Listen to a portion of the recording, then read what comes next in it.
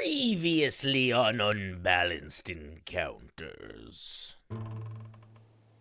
Oh my gods. What she was in the crate. She was just in the crate. Can a baby survive in a crate? What does the captain want with a baby? He's never offered to sit for my kids. I feel like I'm in a constant state of waiting for the other shoe to drop. I feel your anxiety. It's not often that we carry a person. Like, what if we're doing something really terrible? We'll cross that bridge when we come to it. Our ship is fast. There are options. Our ship is fast, but fate is a good hunter, You got questions, brother? We got answers, baby. And you all see crystalline white beaches, lush, verdant palms, and at the center, a spire. You see thunder, rumble, lightning, flash, and the silhouette of something in that hurricane. You all have about probably 20 minutes before I lose control of this thing. We see the three of you board the Lord Bethany, and the blusterer begins to channel his magic into a gust of wind that sends you into the hurricane. The personal cost is the Lord Bethany. The ship is destroyed. We're all good. Almost all. We're stranded. By the order of the Lord Governor's Kawa, the three of you are under arrest.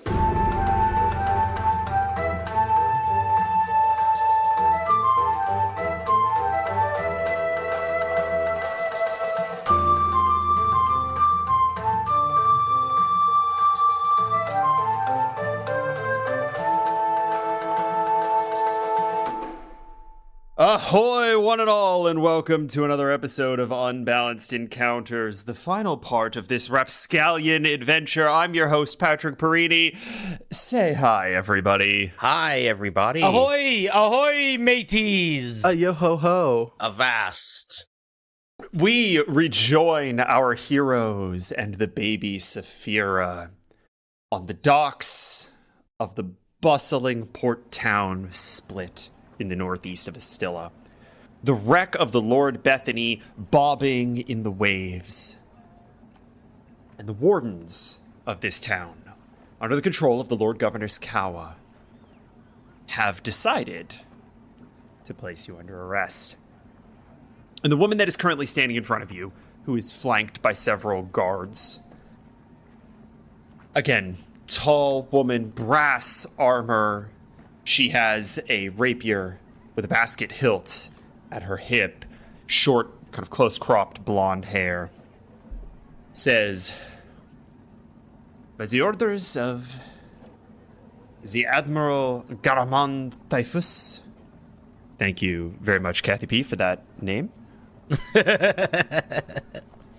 You are under arrest. You are not obliged to say anything, but anything you do say will probably be thrown back in your faces when we decide to execute you. So, it is up to you.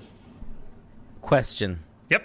Who is holding the baby right now? What a good question. I think, actually, as you all kind of take stock of what do you have, what's the situation, what are your assets, where's the baby, you see that she kind of looks backward over her shoulder to one of her guards. She rests her hand on her rapier's hilt and says, take the child.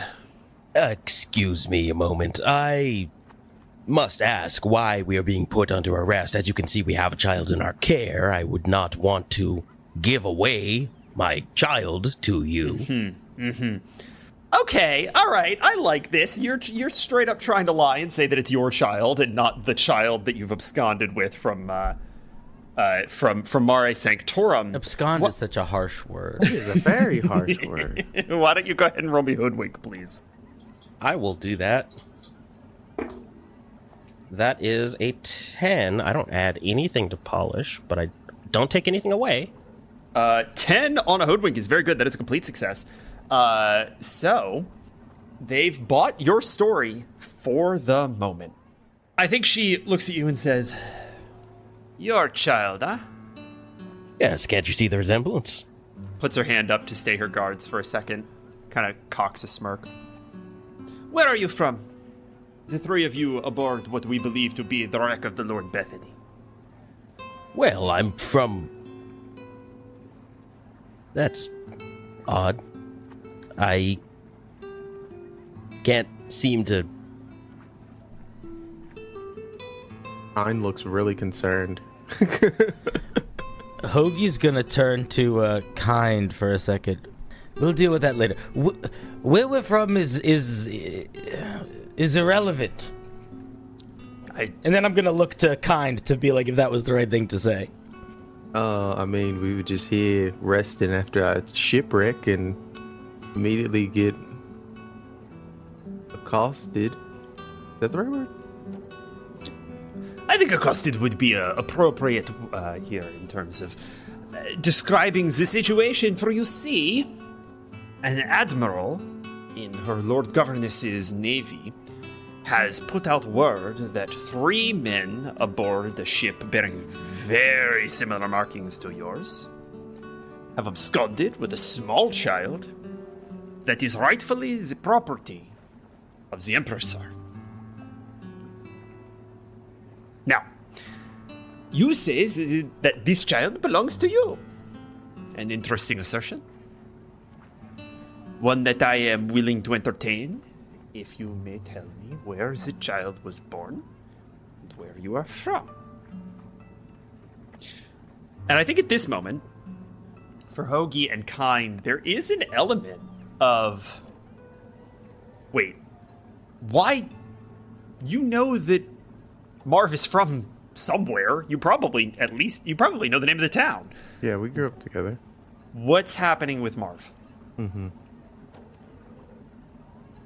I think that's what's worrying Kind more than the situation as of right now. He's trying to focus. Well, we've been all over the place. We're kind of a traveling band of folks, a lot of merchant work. And our lovely ma'am here, and he kind of ruffles Saphira's hair a bit. She just, we were just at sea, so to pick a specific place entirely would be, kind of difficult out in the ocean.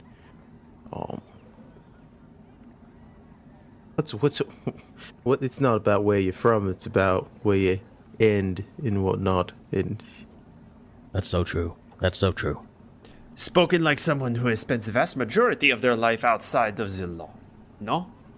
huge assumption. Your bedside manner is terrible when it comes to these situations. I just need you to know that, and that's me being as respectful as possible.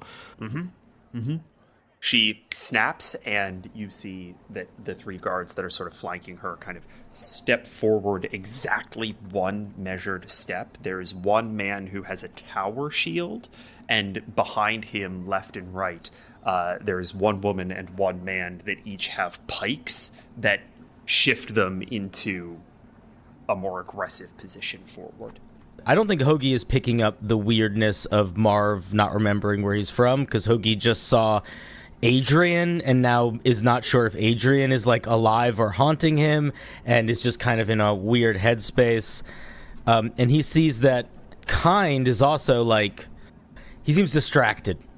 I'm going to use my powers to make things strange and eerie, and a dark mist will start to coil up over the docks. Almost like little cephalopod tendrils made of smoke, just kind of like licking the edges of the docks. And the sound of the town around us kind of fades. So there's like a weird, ominous quiet. If what you're saying is true, and we are in fact wanted by the Emperor's, are you sure that the three of you are willing to do what it would take Are you sure you're willing to lose what it would take to stop us? I feel like you've got one of three options here, depending on what you're trying to do. If you are genuinely trying to have a conversation with them and you're willing to hear out their side, that would be parlay. If you are trying to get a moment where you could then move and literally get out, I will give this to you on a breakout. If you are genuinely just trying to let the magic freak them the fuck out to change the narrative ante, that is unleash a mysterious power, I think. Okay, let's unleash a mysterious power. All right, go ahead and roll me plus Spitfire. That's a 3 plus a 4. That is a 7. On a mixed success, it works, but exacts a personal cost and works too well. What do you think the personal cost here should be? I think that Hoagie will lose a little bit of his empathy when he has this personal cost. It is more Balm driving him closer to just doing what Balm wants all the time. I think that what we see is the smoke filling the space in this eerie quiet, this command reverberating, sowing doubt. And then I think we see Balm swirl around one of these pikes and just pull it down. And you see that the man that had been bearing the pike on the shield bearer's left side is slashed, and he crumples to one knee and collapses, and the other two guards turn, panic, and run away screaming. The captain of this guard group takes a step back. She's on her back foot now. So sorry. Sap supply? And she draws her blade and is immediately buffeted back slightly by a crowd of people that is now in full panic at what they just saw happen. The "it works too well" means that all of the people that towed you in are now in full panic, and that panic is beginning to spread. You have created a moment of chaos here on the docks. Marv and Kind see this and instantly know what has happened. With that, Kind's eyes are looking towards any ships that are getting ready to set sail.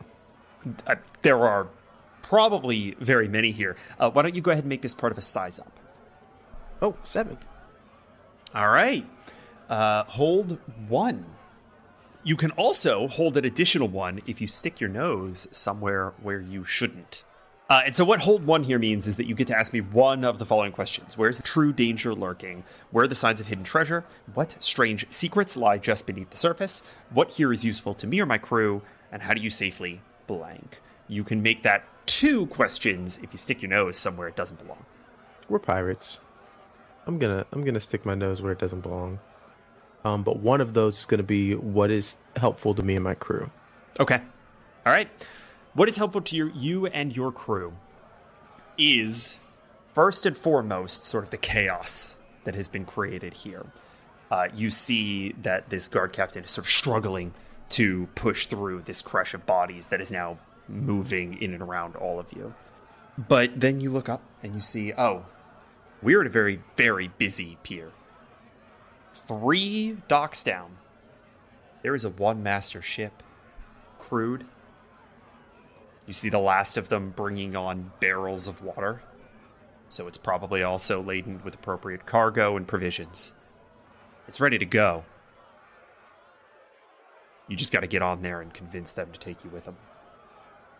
I am going to ask you how you're sticking your nose where you're not, where it doesn't belong. What does that mean? Through this chaos, are any of the wardens near us? Yeah, I mean, the primary one is still pretty close to you. She's having a hard time keeping her footing, but she's still within, 5-10 feet. As we're trying to, when I say, and try to say that we should go in the direction of that ship, I want to blast past her and grab whatever I can from her and attempt a slight pickpocket to get information on why, or just the Empressar's child. Why is the Empressar's child in a crate? Property. Okay. Here's how this is gonna go.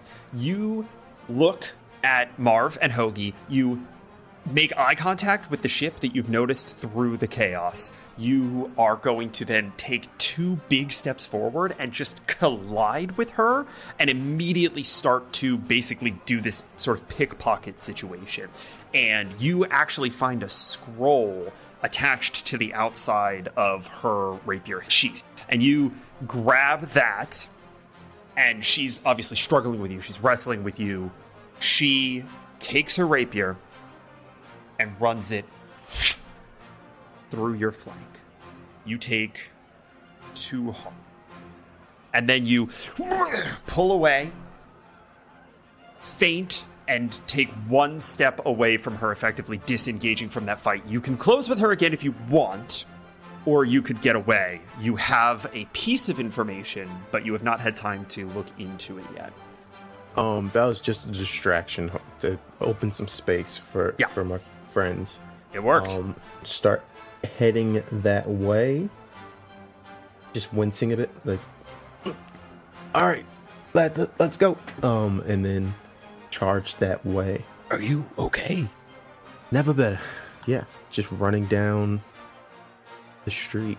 As you begin to run down the street, you see her stare daggers in your direction. Just furious, blood dripping off the tip of this rapier, and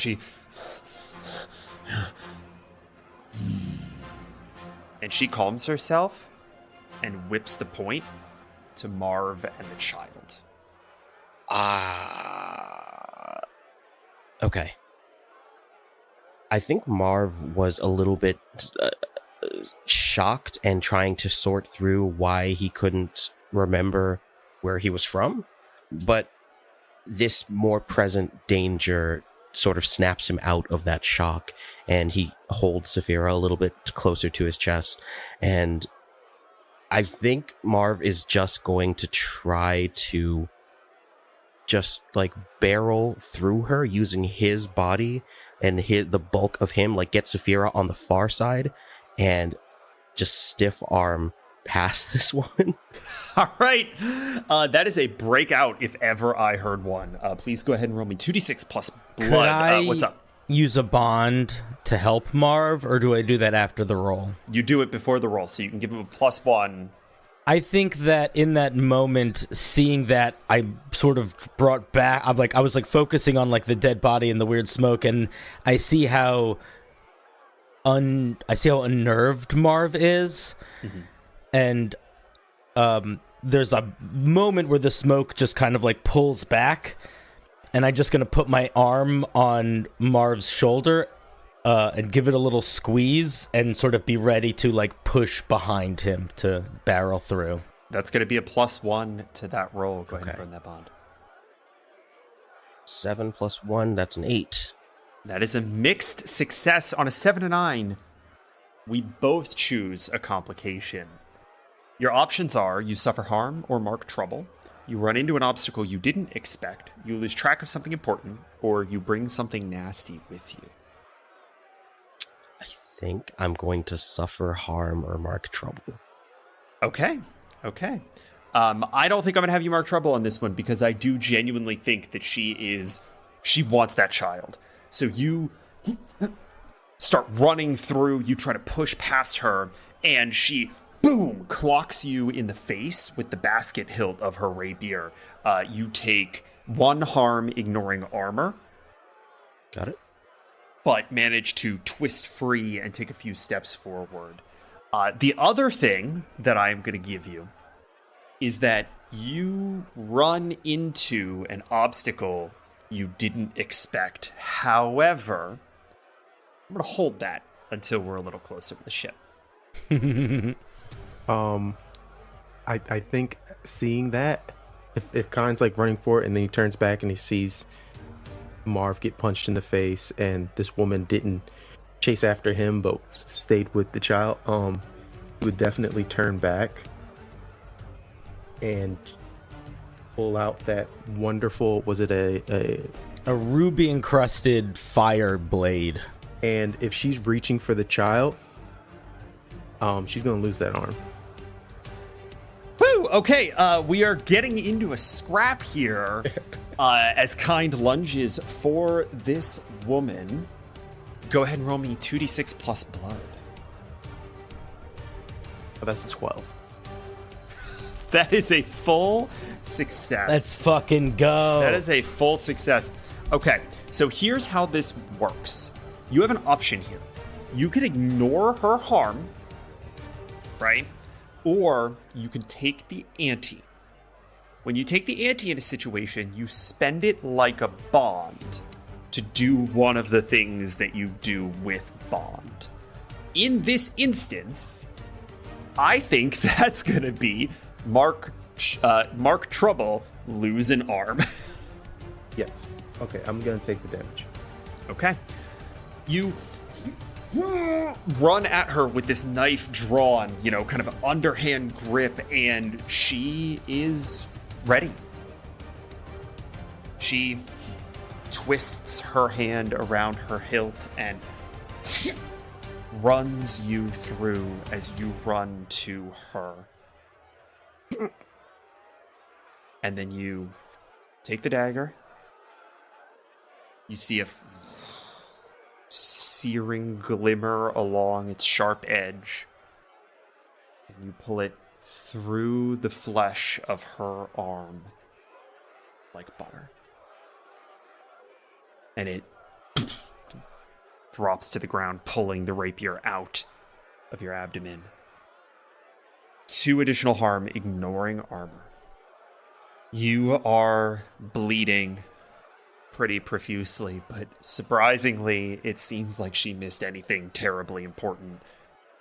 And you are holding her arm. The flesh smoldering and cauterizing from the magic in this blade. I'm curious as to what Hoagie is doing. I think Hoagie is worried, and he's just kind of like looking back and forth, and Balm is getting excited.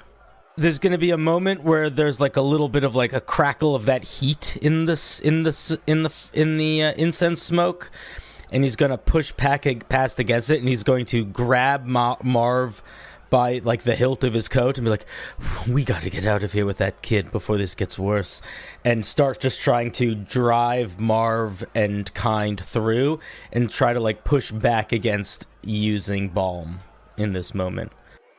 Okay. If she's engaged with Kind, is that enough space that we could like use that to move past? I think it is. I think between Kind taking this damage and you burning the bond to give the +1 to the breakout roll, I think you are tagging along here in a way that you're like body blocking for Marv a little bit, right? Like people who are, who might jostle you into the waters of the bay. You are just kind of shoving them off, all the while just trying to hush the voice in your head saying, stay, fight. This is what we're supposed to do. Mm-hmm. We need to push for the ship. We need to get aboard quickly. She's not taking that baby. No, she's not. Kind. You're right. Yeah. All's good? Kind, we need to get aboard and stop the bleeding. Oh, it's just a scratch. When I protect crewmates, I refresh my bonds with them, so... That fucking counts. That fucking counts. You took 2 stabs for us. Yeah, man. Go ahead and refresh those bonds. The 3 of you are milling through this crowd. You are bobbing and weaving, and to her credit, Saphira is just quiet. Every now and then, Marv kind of giving your shirt a little tug, as if to let you know that she's still there. And this is the chillest baby. You just knock like 3 people down who are, kind of desperately trying to get to their ship on the other end of the docks. And I'm curious as to marching order here. Who was the first person to try up the gangplank of the ship that Kind found? I think it would have been Kind, but I think Kind would. You think it would be Kind? Yeah. Kind's usually the talker. That's why he... Kind, you... just heavy footfalls, right? Your seafaring boots anchored to the wood of this pier. No one is getting in your way. No one is pushing you around. Slam up to the gangplank. And you see that there is kind of one final person who is making their way, one final sailor that is making their way up this gangplank. Everybody else looks like they're getting ready to shove the fuck off. And you see that they are all in the same naval attire of the fleet that sacked Mare Sanctorum. What do you do? Also, I forgot to add, I kept her arm. Into the bag! Okay. I gotta get my kids their trinkets, dude. I need that rapier. my god! I need the rapier. I need the sword. Okay. I will say you have a rapier. You have a rapier. Yeah. It was a You can have the arm 2-for-1. too if you want. Yeah. It's a 2-for-1, yeah. The rapier is 2 harm. A lot was going on, Pat. I had a sword at my Sure. side. I just Yes, took you what did. I could. 2 harm on that gosh. rapier. He's lightheaded. Mm-hmm. A lot of blood loss. He's not paying attention. I'm gonna say that he's gonna continue. You wave the rest of your party on, take a couple steps up this gangplank, and then you see this person stop, kind of heave a sigh, shake her long red ponytail, draw 2 short swords, Oh, what? and in a deeply unexpected obstacle, I knew it, Pat. I knew it. How? turn around on the gangplank and say, I thought we broke up. Now you're coming and following me to Split? What in the hell is going on, sailor? Coughs up some blood in a laugh. Oh, well, you know me. I just can't stop chasing you, love. And then he falls to his side a bit and like shows the wound. Oh. You know what? I think that's parlay. You want to go ahead and roll that for me? When you show your belly to a potential enemy, that's a parlay. That's what we call a parlay, boys. I will take whatever bonds you guys want to throw my way if you guys are close enough. I will give you I think I have one. I'll spend it. All right, that's a +1 to this parlay roll. That's 2d6 plus polish +1. The 9. A mixed success. Incredible. All right, let's go ahead and take a look at that. On a mixed success, on a 7 to 9, they want you to do something for them first. Do it, or they could ignore your compel. She looks at the wound in your belly, looks up, sees Hoagie, sees Marv, kind of sneers, sees that Marv has a child, then looks out over the chaos that you all created. And then she sees the arm that you have haphazardly shoved into your bag.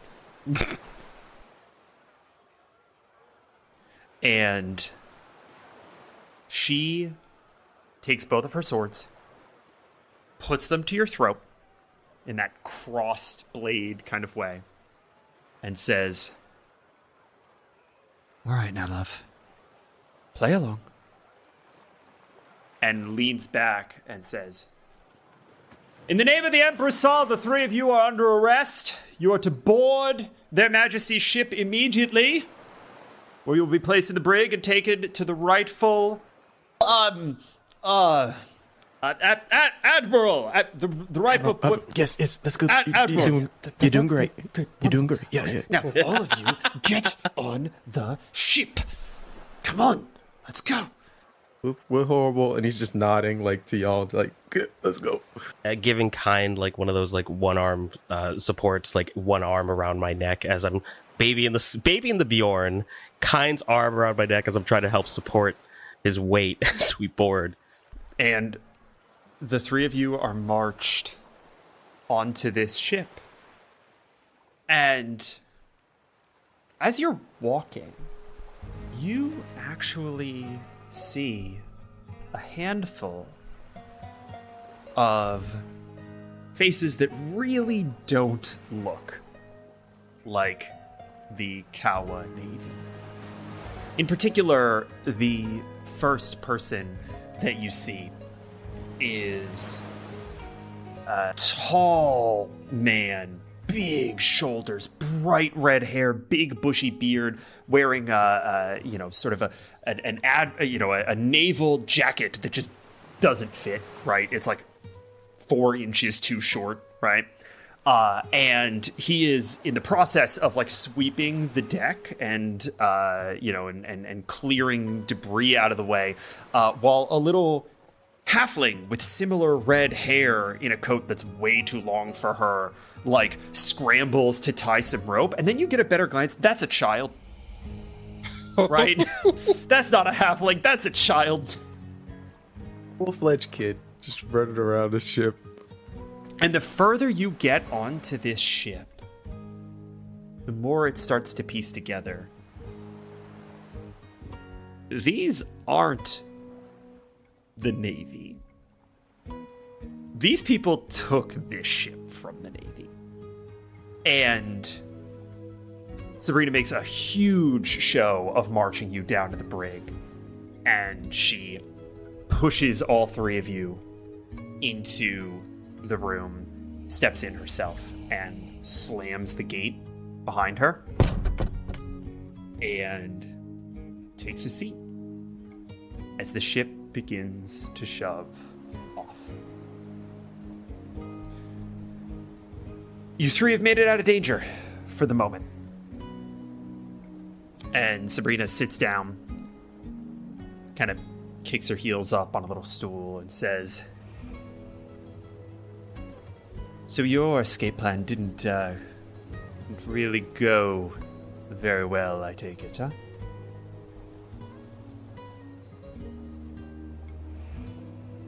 Kind is just holding his side. He has his eyes closed as he's trying to like control his breathing, as now that like the wound's starting to get a little worse.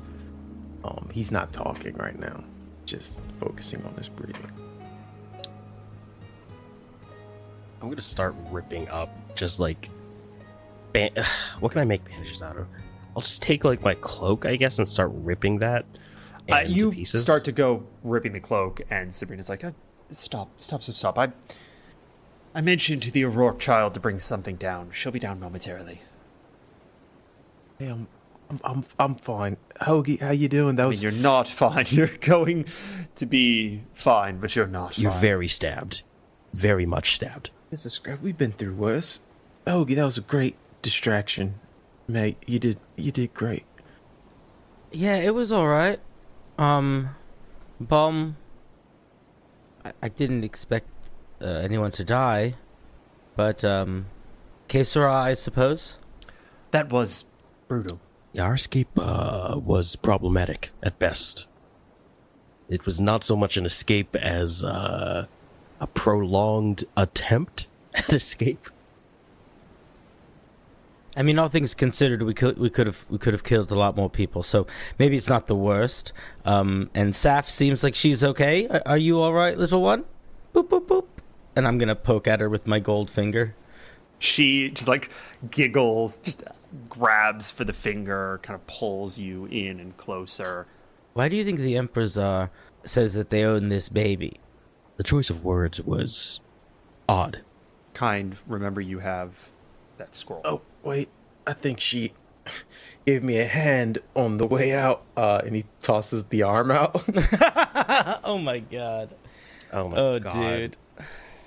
Listen, sailor, I don't know your name, but I have to say that was the single most attractive thing I've ever seen. Thank you, love. But unless you're willing to be a wonderful step-parent, I do come with baggage. And then he takes out his baggage and throws out the scroll onto the ground as well. Is anyone specifically watching for her reaction to any of that? No. I think my eyes are on the scroll. Yeah, same. Yeah, he's a little bit of a player. She looks interested. Like immediately like that was forward, but interested. She can dish it out, but she can't handle it. Oh no. Anyway, scroll. Who's opening this scroll? Who's opening this scroll? Who's opening this scroll? I'm opening the scroll. Marv, you pull open this scroll and begin to read by order of the Admiral Typhus of her Lord Governess's naval ship, the Natrum. All points be aware that there are 3 men who have abducted a child rightly belonging to the care and custody of their holiness, the Empress Undyne. This child is considered to be of magical provenance and of the utmost importance for the Empress's political intentions. She is to be recaptured and remitted to their care at all costs. Her 3 abductors are to be disposed of by any means convenient. They are traveling aboard a ship under the call of the Lord Bethany. A 4th member of their crew was lost early at sea during the Natrum's pursuit. If found, engage with weapons immediately. Arrests may be attempted, however, taking the child is the only priority. Signed, the Admiral. I told you guys it wasn't just a baby. I told you, you're a magical little baby. Yes. Little bit of magic in you. But how? How did the Empressar determine that this baby was of magical importance, and why is the baby not evidently magical? Well, I mean, she doesn't really cry that much. That's magic in itself. Right. And we don't change her as often as would be required of a normal baby. I suppose that's also magic. Oh, It's a very absolutely. low maintenance child. That's extremely magical. No, this all tracks. This all makes sense. I mean, also, I do feel like magic is only known once it decides to make itself known. Right? Correct. It's dark, and there's like one cot in the far back of the room. There are a couple of manacles that are like kind of haphazardly nailed into the wall, right? Like they're almost more symbolic than they are functional. And there's one little, kind of candle that has been, again, jammed into the wall that has been burnt down to a nub. It's not lit. It's not providing you any respite of warmth or light. Which one of you has Saphira? I think she's still in my baby Bjorn. Yeah, I think so. Okay. In this sort of like dark environs, like looking around to see if there's anything immediately useful, I think I am going to take out one of my books that I had to rescue from our ship and just whisper a story about the light that finds sailors and manifest a little ghost light to sort of illuminate our surroundings. Amazing. What? Cool. You all see light kind of gather above this book, and I don't know that you know what to make of this fact, but it is a dim blue in a way that natural light very rarely is. using that light, I'm just going to like start undressing Kind's, like getting clothes and armor and any sort of like infection vectors away from Kind's wounds. You start pulling blood and seawater soaked clothing and armor off of Kind, and Sabrina's standing by the door. When the three of you see the little girl that you had initially mistaked as a halfling kind of bound around the corner to the door of the cell, and you can kind of see she's got this mop of frizzy red hair. She sort of holds up a slug of bandages to Sabrina, and Sabrina gives her a nod, puts her finger to her lips, gives her a little go-away gesture. She rounds the corner and bounds away, and Sabrina steps in, shuts the door behind her, and pulls out a bandage, and I think kind of just almost gently lands a knee on the ground and begins to tear bandages with her teeth and starts to help Marv in patching up Kind. You'll be all right. Oh yeah, I'm under your safe care. I know I'm gonna be fine. Hoagie, how's everything going, lad? Fine. Yeah. It seems like your little friend had a little too much fun down there. Just making sure you're all right. As he's laid out and just bleeding all over the. He got a little spicy back there. A lot of people running and screaming. Appreciate that you were able to get him going crazy to give us that escape. I think the little one appreciates it as well. You did well, Hoagie. It was only with your assistance that we were able to make it. I suppose so. You all really are willing to deal with some shady shit, aren't you? Yeah, well, it's only shady because it's new to you. This is very well organized compared to how imagine how poorly this could be going. Hoagie looks like a little bit just like extra frazzled, and he keeps kind of looking out the porthole window, and sort of just like getting lost in thought. Seems very distracted. Hoagie, come here. Yeah? Come here. Yeah? I gotta tell you something. He puts his hand out. If you don't mind. I hate the sight of my own blood. If you could just hold my hand for me. Oh, yeah, okay. And I'll hold your hand with my little gold finger. And he'll take your hand in his and he'll clasp it, and you notice that he's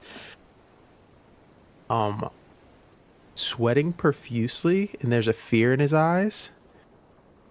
But he doesn't say anything about it.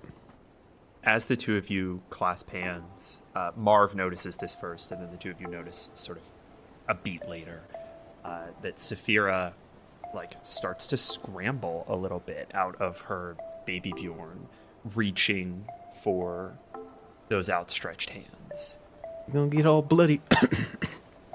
Sweetheart, please. It's not sanitary. But I'll bring her closer to Kind's face. Is she reaching for the? She's reaching the specifically for the hand hold. She's reaching for their outstretched hands. Oh yeah, I'll just kind of move her gently towards them. Go team. She puts her hands on the two of yours, and you feel a level of intention that is deeply inscrutable from what is effectively an infant. And you see Sabrina, who's been kind of watching this, say, gentlemen, is that a fucking child? Ah. It's a baby. Yes, specifically, it's a baby. Yeah, you never seen a baby? I've certainly seen babies. Why do you have one on this ship, on any ship? Why do you have a baby? Ah, okay. Do you remember the box that you tried to take from us in the port? Quite well. I imagined that was the thing of value you were supposed to pick up. Well, it was in fact a thing of inscrutable value. A baby. In a crate? Oh, please, not this again. Who puts a baby in a crate? I had the same thought. Everyone knows that a crate is perhaps the safest way to enclose a child. Kind is thinking about the 3 crates he had to lug around all the time when he first had his pups. He's like, y'all are just tripping. has hand-me-down crates. Yeah, Hand-me-down crates, they're really nicely lined. yeah. Nice decorated crates. His wife did an amazing job with them. Rest her soul. All right. Well, first things first, color me impressed that you've been able to keep a child alive at sea for as long as you have. Weren't you shipwrecked? Yeah, well, that just so recently happened. We were actually... Still, it's not easy keeping a child alive under normal conditions. Don't I know it? You never really did strike me as the family man, but that's probably the 3rd reference to children you've made in the course of getting on this ship. Well, I have 3 kids, so yeah. And also, rude of you to assume that I'm not. Fair enough. Hidden depths, I suppose. Let's maybe start at the beginning. What the fuck? Why? And to where? Well, I'm lightheaded and Marv's the storyteller, so I'm going to take a nap. And he just That's adorable. That's so cool. We're going to kind of like look at Sabrina and be like, well, there were some clauses missing, but I imagine you're asking about the child. We don't exactly know the what or the... For all intents and purposes, this appears to be a relatively normal child. Piercing blue eyes. Unsure what relation the child has to the Empressar. Or to... To the Empressar? Marv, when you say Empressar, you hear Balm's voice stretch out to you, and it says, "Be careful how much you decide to share. I wouldn't trust her. She might do something bad, and then we'll need to do something worse." I think, yeah, Marv kind of like stumbles over his words as he hears Balm say that and realizes like, perhaps I should not give away the goat. The child may or may not be relevant to anything that's going on. It's possible that we received the wrong package. We did not ask a lot of questions when we were picking up our freight of interest. I'm going to ask you to roll me hoodwink for this one. Aha! I will definitely do that and be good at it. I believe in me. Even if no one else does, that's going to be plus polish. 2d6 That's plus polish, plus. please. Woo! Wee! That is that's a 12. Let's go! Damn! I thought I had a my minus, dog. but Let's no. fucking go! Damn, well done, well done. All right, on a 12, that is a complete success. They buy your story for now. Sabrina finishes kind of tightening a bandage around Kind's midsection. That should keep you alive for a little bit. You all didn't ask whether or not the baby was the appropriate thing for you to be absconding with. We didn't open the package until we were far gone. I'd be more aghast at that if I hadn't seen you not open the crate for the entire time that you were on the dock, so fair enough. We went on a zip line with this baby. I would not have done that with a child if I knew that there was a child. Marv kind of looks at you, makes eye contact, gives you a nod, and then leans in and just sort of kind of pinches the baby's outstretched finger, plays with her for a little bit.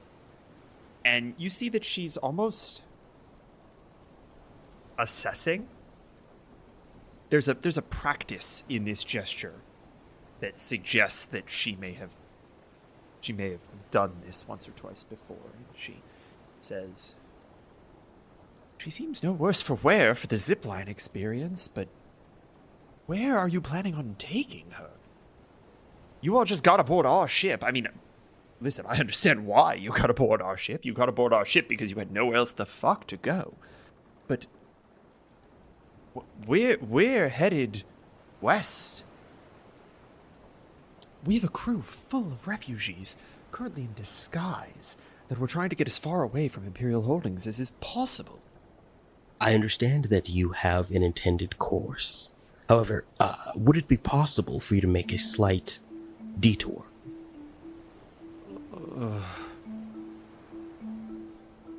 It may not surprise you to know that I am not, in fact, in charge of this ship.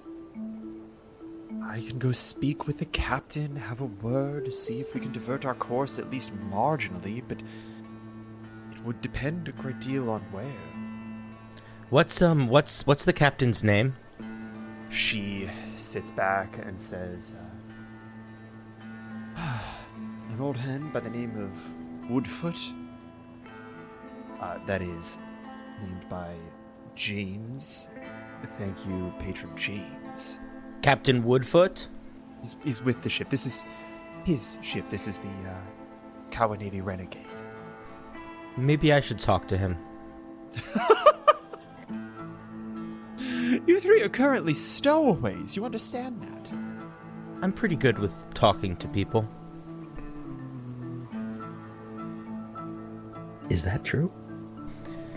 You hear Balm whisper, "I am." Right. All right, well, I'm going to be completely honest. I haven't the slightest idea what else we should possibly do, and I have absolutely no interest in ensuring that the three of you are with us for our entire voyage. I don't like the odds of this child making the long trek we have to the west. All right. You want a conversation? I'll bring you to him. You. She looks over at Marv. Will you make sure that he's all right? Yes, I will. Thank you. And if you could, any fresh water that you have, I'll try to make a porridge for the child. Oh, of course. We're well provisioned, fortunately enough. I suspect that we'll be able to spare at least a meal. All right. Let's go see if we can get this child off this fucking ship. And she stands, and again, you all are struck by just how tall this woman is, and you see little bits of filigreed tattoo poking out of the edges of this Kawa Navy uniform that she's wearing. And she walks over to the brick door, opens it. Come along.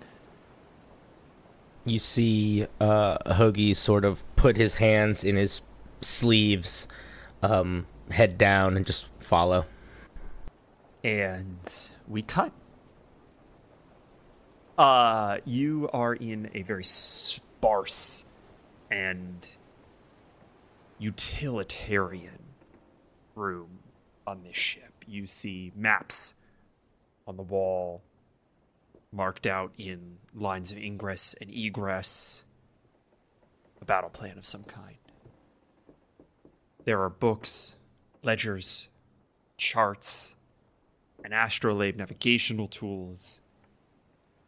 Nothing of personal decor whatsoever, with the exception of a very, very ornately carved scrimshaw pipe that is sitting, smoking gently on a desk that genuinely looks like it was like made of it kind of has the vibe of like a flat pack IKEA desk, right? It's like a piece of wood on 4 pieces of wood, right? This is not someone's like imposing you're in my office like power move desk. This is a place where I do business and then I fuck off when I can, right?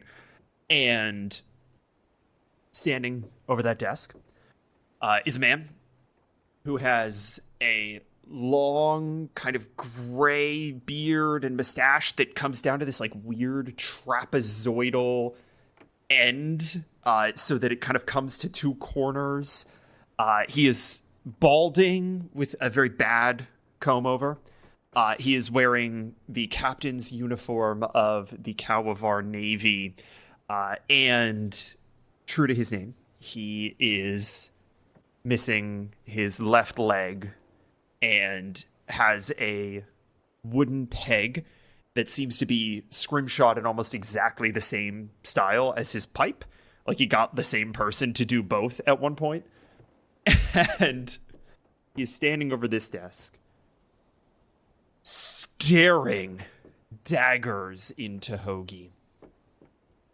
All right, telegraphy again. Why do you have a child? We have a child,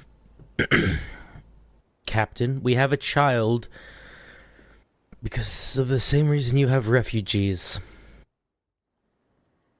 Damn, that's a good answer. That's a better answer than I was expecting. That's incredible. I was gonna say, gotta be persuasive when you're dealing with a demon with you all the time. Let's go, Cinder. Well, I'm ready for a bunch of evil magic if this goes badly, so don't say let's go yet, because I might burn the ship down. Okay, all right. He rakes his fingers through this poor comb over and just starts like stomping up and down the length of this small office. Do you understand the jeopardy that you put us all in? Do you understand how going off half-cocked and taking a single refugee might put at risk the lives of dozens others? Do you believe in magic? He stops, puts his hands defiantly on his hips. Do I believe in magic? Do I believe in magic? Of course I believe in magic. Everybody believes in What the hell are you talking about, son? If you help us with this, I will give you a magical gift. This is a roll.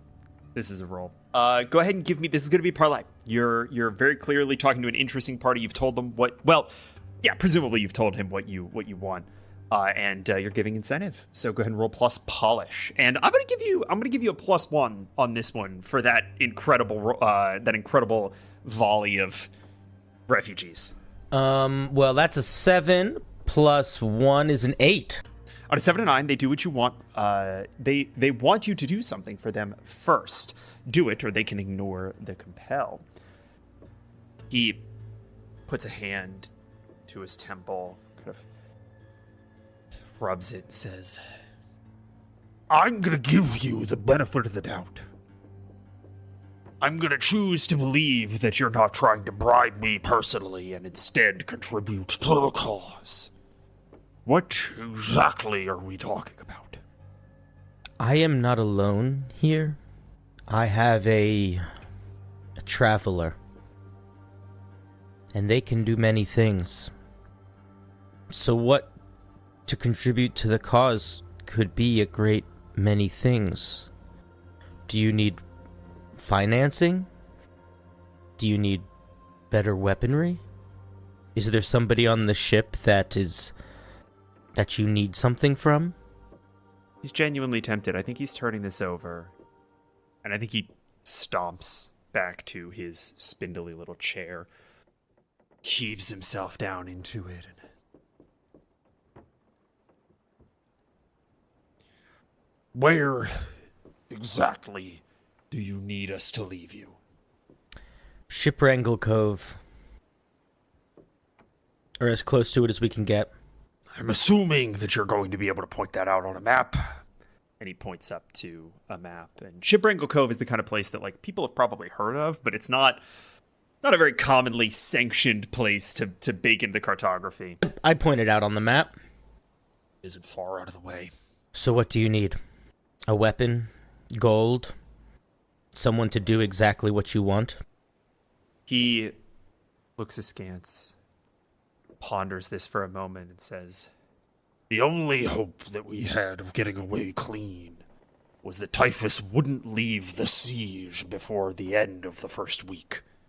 Ugh, he's been hot on your trail since the first day. And he'll hunt us down with every bit of vim and vinegar that he's hunting you. Help us get away, or help us fight him. If you have the magic that you claim that you have, all I ask is that you help undo the damage that your presence has done. That's a bit vaguer of a request than I was expecting, but I can certainly ask my traveler to help you fight and perhaps escape. I mean, if you think you could just kill him, right? Like that'd be fucking great. That'd be the best outcome. If you think I don't know how your traveler situation is working for you, but if you could just if I could speak his name into the void and he just dies on his deck, that'd be perfect. I'm assuming it's not quite that powerful. I don't actually know how powerful it is. But no, I don't know how to do anything like that. All right.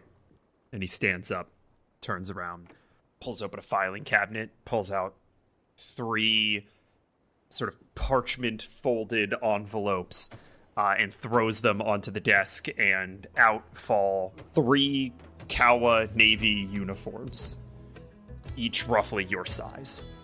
And I actually do want to shift here for a moment. I want to do a little bit more downtime. I want to pull a downtime move for everybody if you guys want. The ship is now moving towards Shipwrangle Cove. As it happens, it is largely on the kind of in the path of their voyage. They are willing to drop the 4 of you somewhere nearby. However, they have said that they need some help either losing or defeating Typhus. And so there's some decisions to be made there. So that is the state of things. So Cinder, your downtime move, I think, is going to be trying to negotiate with Balm about behaving effectively in, sort of in this bargain that you've made with the captain, with Captain Woodfoot. So I think that this is probably going to be a bargain roll for you. So go ahead and roll plus polish. The roll was a 5. It's total failure. Okay. That's a miss. That's a complete miss. What does this look like? Where are you having this conversation with Balm? I think this is happening late at night, on like the back of the ship, when it's like almost like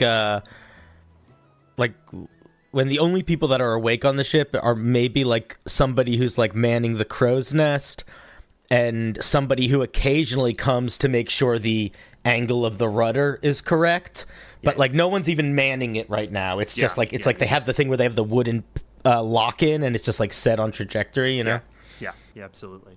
You've got a gentle breeze kind of pulling the ship along, headed in the right direction, headed west, hugging the coast. It's a quiet and clear night. You are alone. You know, I could have just taken this ship. We could make the captain take us anywhere. We don't really need to do anything, and it might be kind of funny. Look how prim and put together everything was there. Imagine if we just made it a little bit more grim and messy. Balm, you pushed Aiden off the ship. You're not going to take anyone else from this ship. You and I have been together for some time, and I am saying here and now that I need you to tone it back. I can do things without you. Are you sure about that? Well, if that's how you feel about it, maybe I'll just go away for a little while. You know that I still... Balm, you know that I need you. I didn't mean like that. No, you didn't mean like that. But here's the deal, kid. I am older than you. I am older than the waves that this ship rocks upon. And if I want to have a little fun, I'm going to have it. Or I will leave you adrift, powerless and alone, and you won't be able to help your friends or the little baby. And I think we start to pan back. I think we see this conversation tense and hushed, kind of pulse back and forth into the small hours of the morning, and we don't see where it ends. And with that, I want to cut to our next downtime. Who's got something? One. I think in kind would going to try to carouse someone of the crew. All right.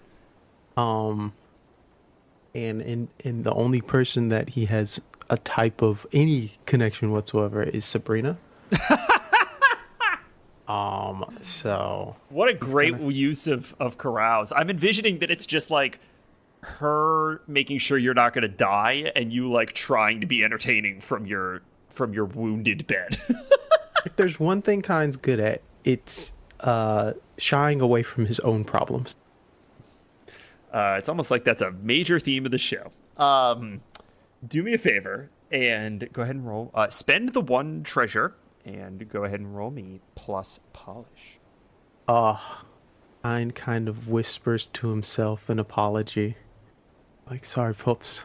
Dad's gonna need to use this for a way to get back home. He's gonna take out the children's book of ABCs. Oh my god. Okay. And Marv, you'd see a little sly smile on Kind's face that you've definitely seen before when he's like, in your younger days when he was a bit of a little playboy action, basically. I think as soon as Marv clocked that, he's like, come, Saphira, we're going to go over there. Let's go look at the waves. And I'll give you a little nod. Out you go.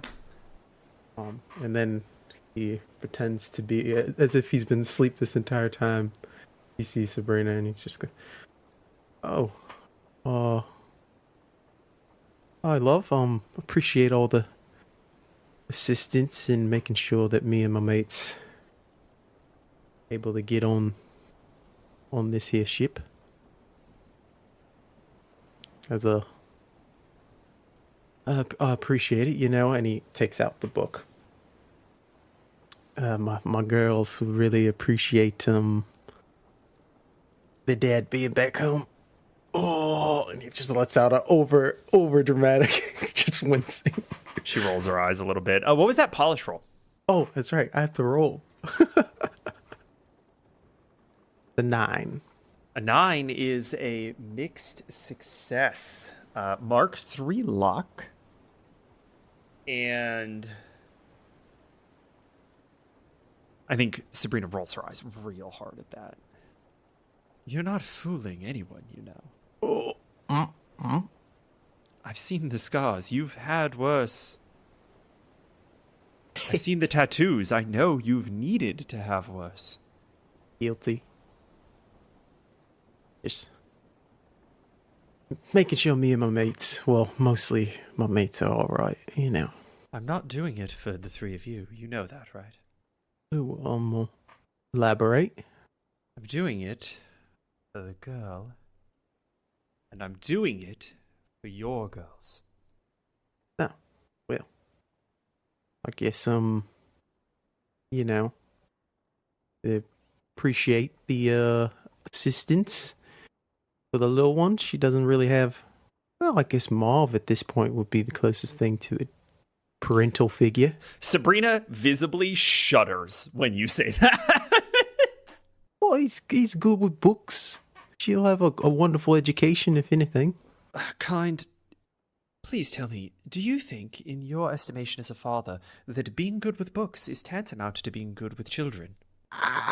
And he thinks back to, why Marv doesn't babysit anymore. He has a great heart, and he tries really, really hard. Just cooking's not his specialty. The pups, have a very strong palate, and Not surprised. they are very loud when it comes to bad tasting food. Haunt all children. Well, that little one might not be. She's the tamest little girl. Not I've a ever- peep.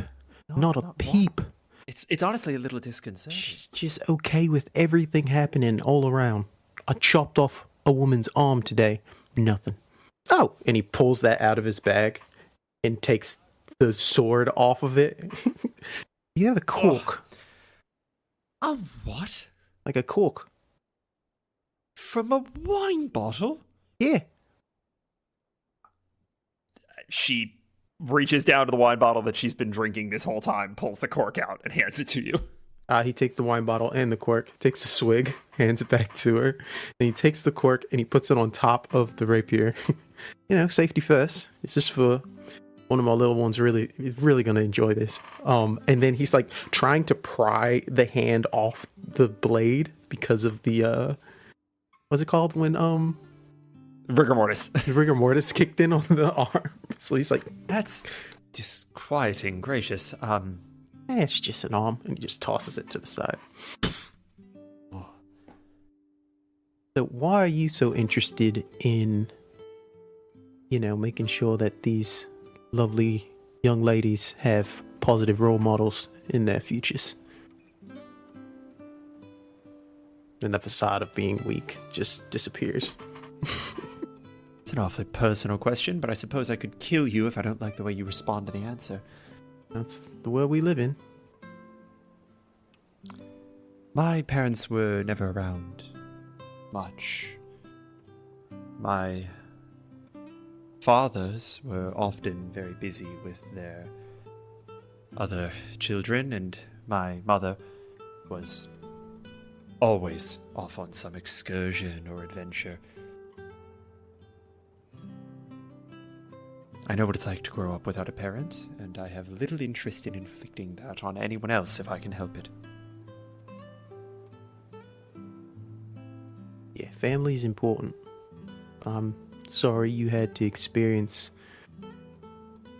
life in such a difficult situation. Well, judging by those tattoos, you're not terribly unfamiliar with the idiosyncrasies of Krakow life.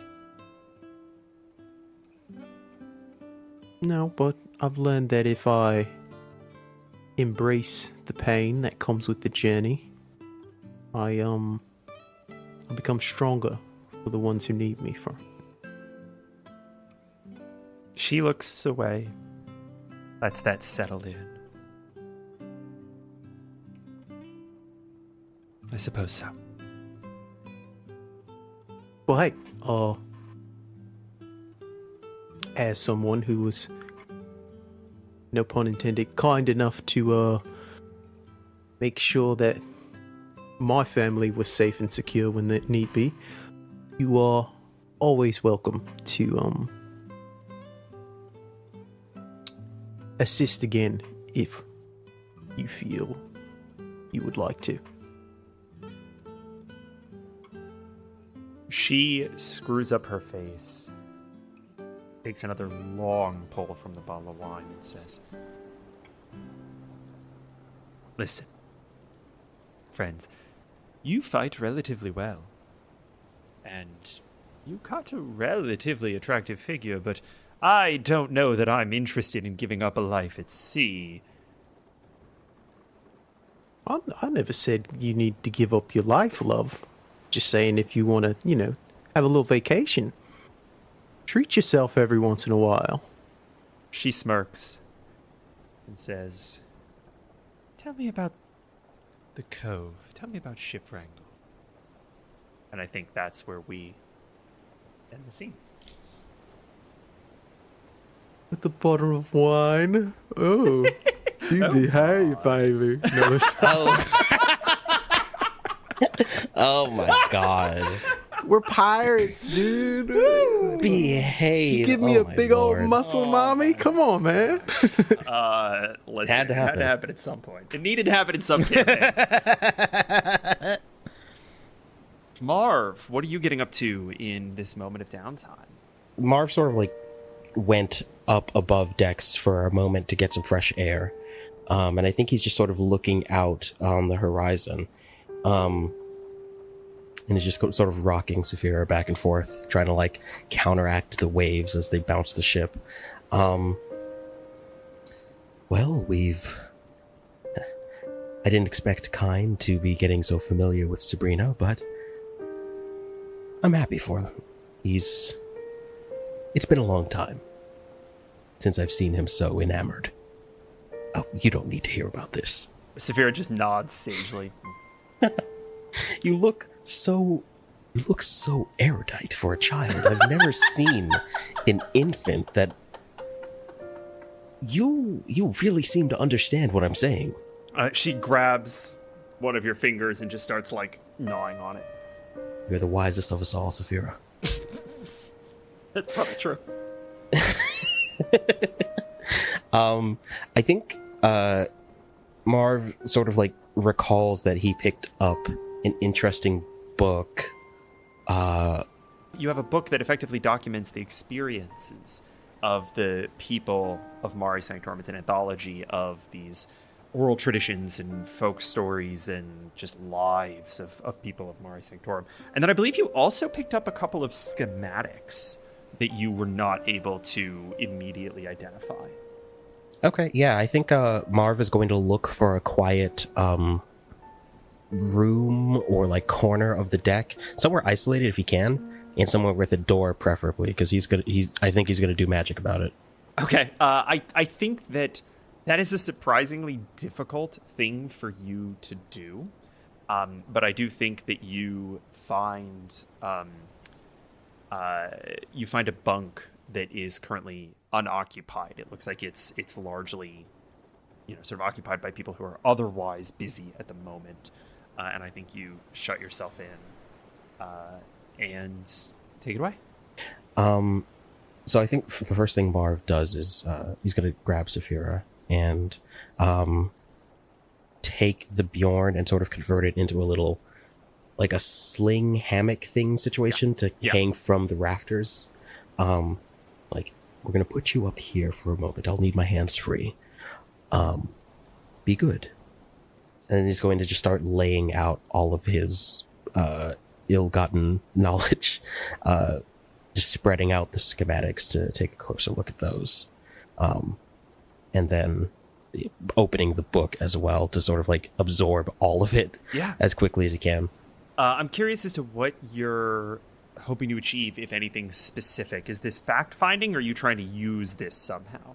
I think that unless there is something that is immediately revealed to me in the schematics, I think what Marv is more interested in is that book of folktales. Okay. And I think Marv is going to try and like connect with them and connect to the lingering bonds of those stories. Yeah. And I think he's also curious to see how Saphira reacts to that, knowing that she has some connection to magic. Yeah, absolutely. Marv has realized now that he has forgotten where he came from, and I think that he is trying to connect, if not to where he came. I think he's trying to use this book of anthology of the people of Mare Sanctorum to try and connect to the bond and see like what happened to this, like why is there this hole within him? What is missing? Go ahead and roll me plus Spitfire. That's a gentleman's 8. But I think I have a lot of luck. I can use luck to treat it as a 10, right? Yeah, go ahead and burn that luck. And you make it a 10. On a 10 plus, choose one drawback. The ritual's effect is not quite as planned. You must sacrifice something important, or you are cursed or changed in the process. Your choice. Ooh, damn. I think that Marv will be cursed or changed in the process. You clear your mind. Lay out these schematics in a way that sort of supports and frames the interconnectivity of these stories. and you start to thumb through them.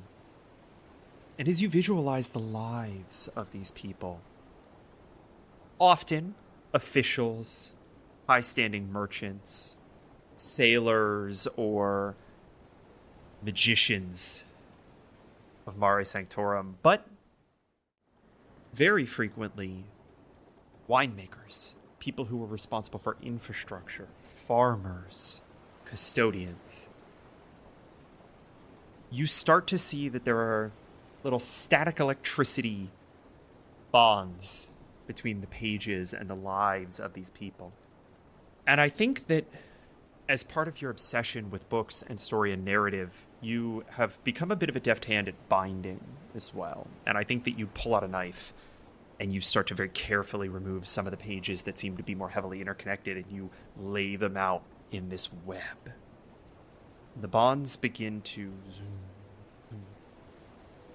tendril out and form a polygonal mesh that you can sort of see and understand. And you simply ponder that fact. You sit with it and observe it. You stand and rove around the room, looking at it from different angles, considering the different times that these people may have existed, the strength of one bond ebbing and flowing as their lives progressed.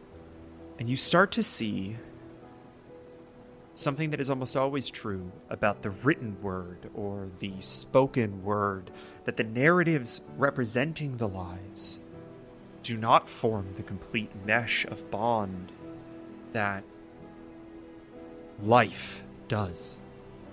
That two people that should, by all accounts, have been connected directly make no reference to one another in their narrative and are connected only by tertiary individuals, tertiary stories, and you have to follow a path to bridge them. And you see that the bond is pulsing, but not bridging, not connecting. And after a while, I think you look up and you see that Saphira is like hanging from her hammock. She is attempting to get out. She is about a second away from falling. What do you do? I'm going to jump into action to catch the child. You just do this, right? Like you are on, Yeah. you are ready. You just leap. You grab her, and she's emphatically squirming to be let down. Are you? If you need a change, I can bring you over to. Just arms akimbo, trying Yeah. to get onto the ground. I'm going to like gently place her on the ground and circumnavigate around her so that I'm looking at the bonds and her to see how she approaches them and where she's drawn. She beelines right for one of these missing connections. And in the same way that she reached out for Hoagie and Kynes held hands, she reaches out for either end of these broken bonds. And you watch her struggle as she tugs at them, not because she's doing something fundamentally extraordinary, but because she's an infant. It's very difficult for her to like move around. She's like kind of belly crawling in a way that's awkward and not graceful. But you see the bonds are pulling a little. I think Marv, I sort of approach behind her kind of carefully, almost as if I'm afraid to disrupt the bonds that she seems able to interact with so easily. And I'm going to like gently put my hands over hers to try and help connect these bonds. You bring them together.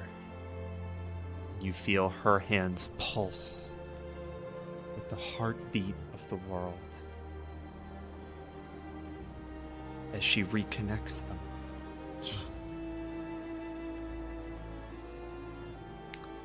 If looking at the physical documents around me, is there any change, or do I see like the change in the bonds reflected in any?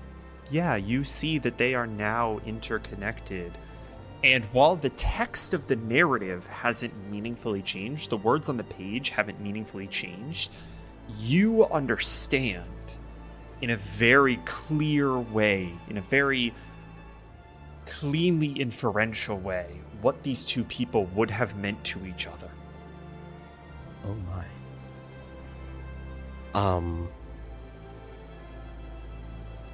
I think with that context, Marv is much like my own. His mind is spinning with the possibilities of this.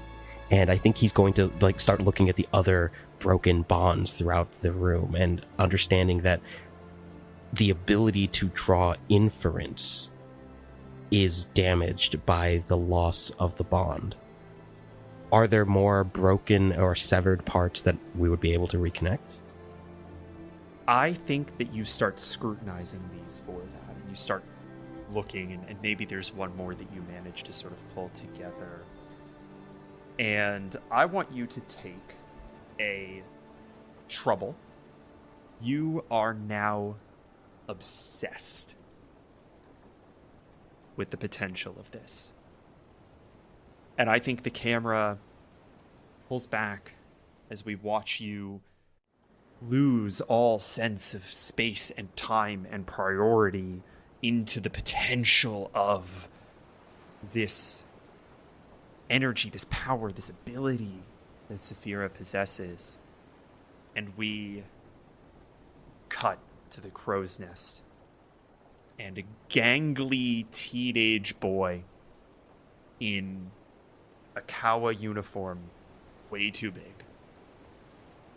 says, "Ship off the port bow! Kawa, ship off the port bow! Captain!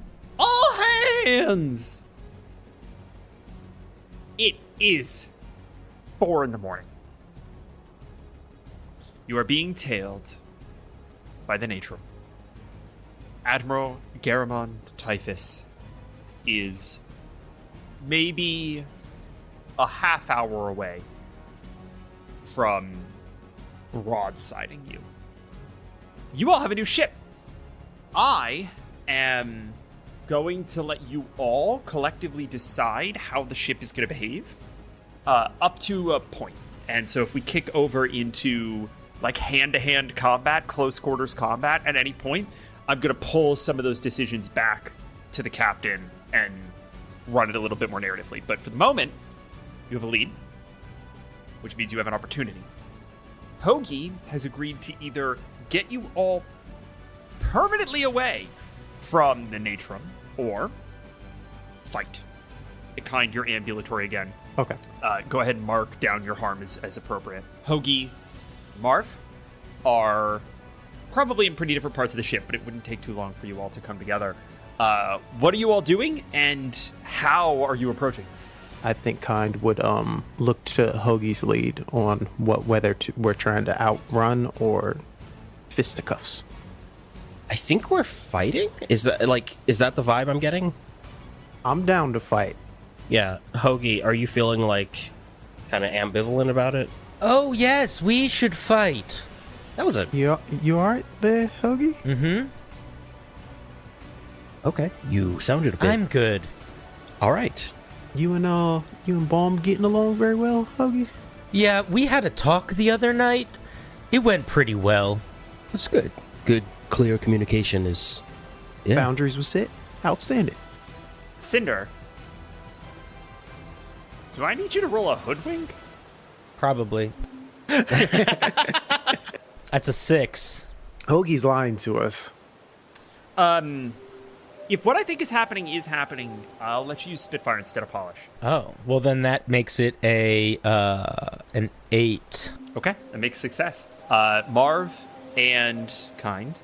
On a 7 to 9, the deception is either more fleeting than Hoagie would like, or it works too well. Technically my choice, but since it's the two of you, I'm going to make it yours. I suppose we'll have to come back to this after the fight. I'm curious to know how that conversation went in more detail, but... Yes, very interesting of Baum to be so respectful of your boundaries.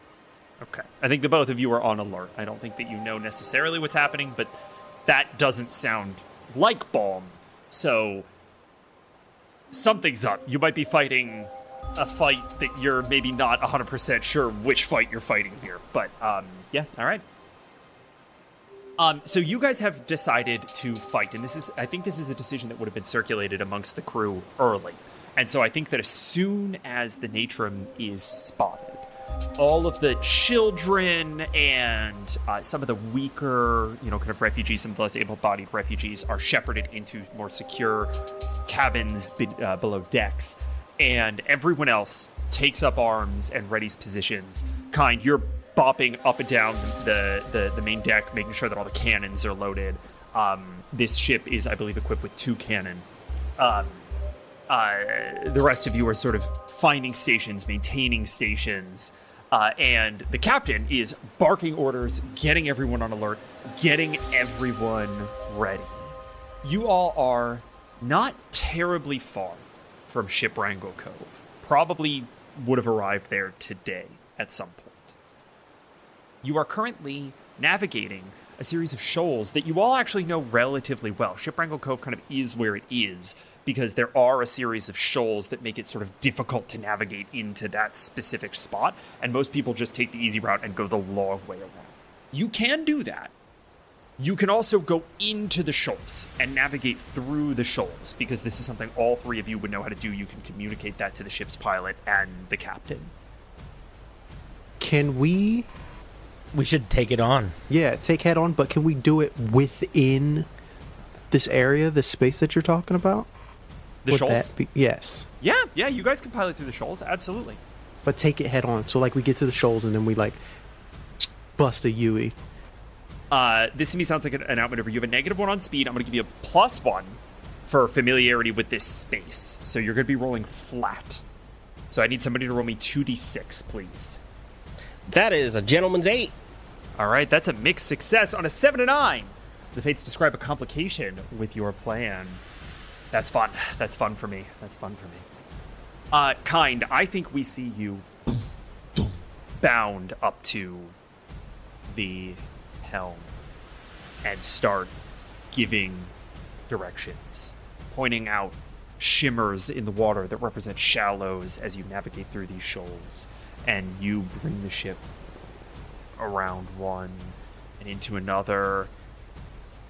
You hoist some sail to slow your traversal through this treacherous space, allowing the Natrum to close, and you, at the last second, trying to remember which direction you have to go to circumnavigate a long, shallow sandbar that acts as effectively a horizontal barrier in this path.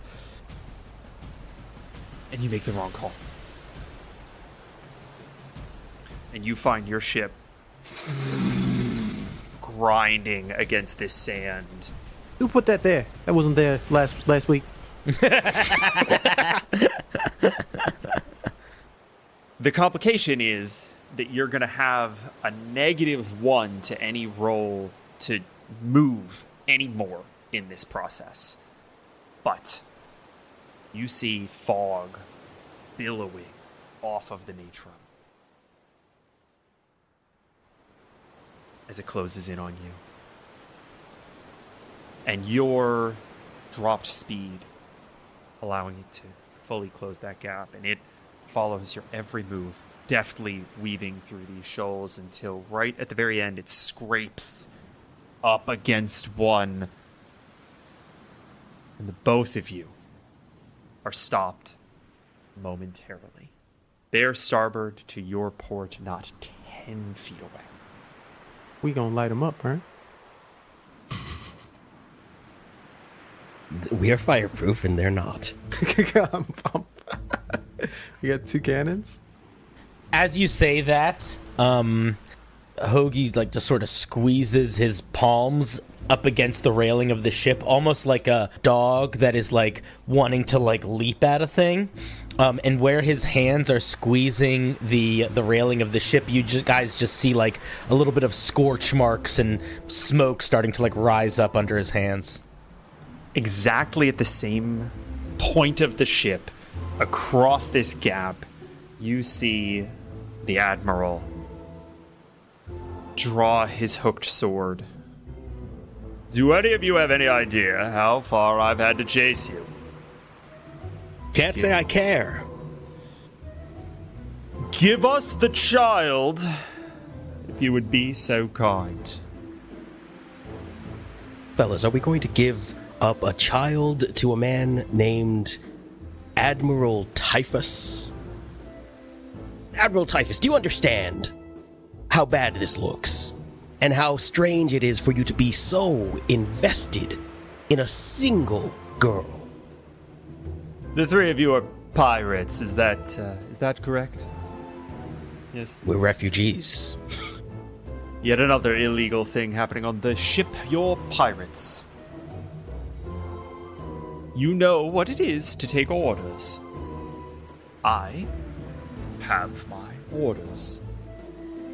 They are to return that child into the care of the Empressor. I think I've got an answer for you, Empressor, mate. And he's been lighting the cannons as this monologue's been happening. Okay. This just happens, right? You all deal, what is that? I think 2 rack to this ship. As it, you see part of their hull just explodes. Their third mast just obliterates, is totally fucking gone. I was hoping that you would all make this easy on me. All right, we'll do it the hard way. Steps back. All hands on deck! Prepare to board! And you see doom, doom, gangplanks hit the railing of your ship, and bodies start to cross from the fog. I think Marv is going to make his way up the crow's nest, actually. I don't think that he's going to get into the melee.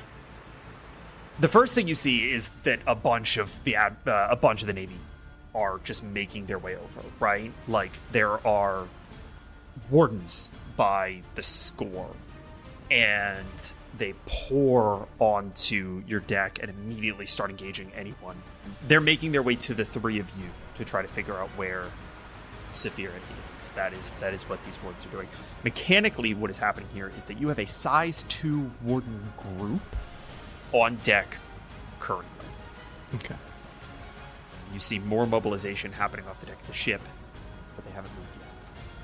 Marv, sort of like, as he's like making his way over to... You know what? No, he doesn't really need to. If he can see them boarding, he doesn't need to get any higher. He's going to like look at these oncoming boarders, and he's going to pull from his satchel a sort of like a scratch notebook with like little fold-outs and fold-ins and inclusions from other books and like pastes and little written notes in the margins.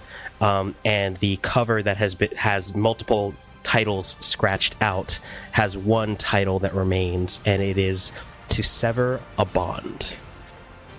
That's fucking Cool. sick. Cool.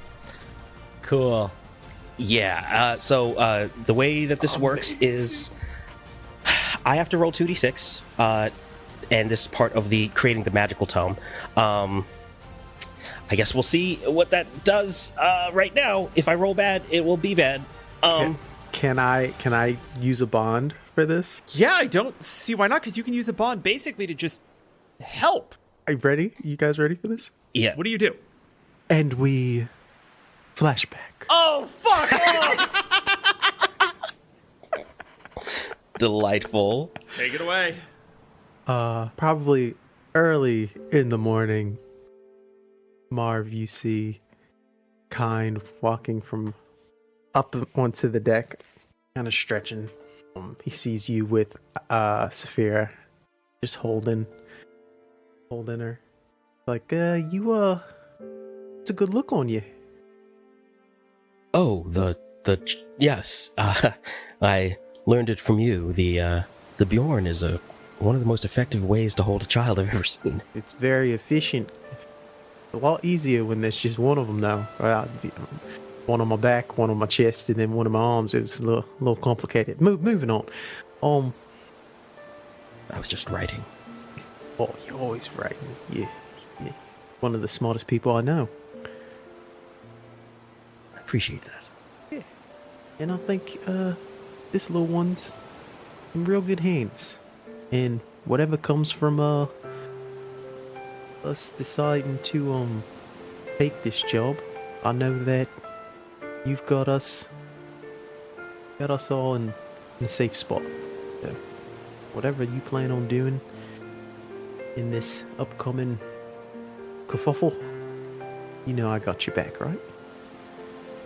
I do. But the reminder is nice. And I think Marv's gonna give you kind of put Saphira over to the side so he can give you a hug and just say, the reminder is very nice. Thank you, kind. Of course, brother. And he hugs back, and then we come back. Okay. So you add a +2 from the bond. Oh, +2. Yeah, it's +2 for kind, yeah. That's a 7. +2, 9. But when you finish your book, roll plus Spitfire. On a hit, pick one condition from the list, and the fate fills in the blanks. This condition must happen before the book's magic can be used. On a 7 or 9, pick an additional condition, or the book is dangerous, your choice.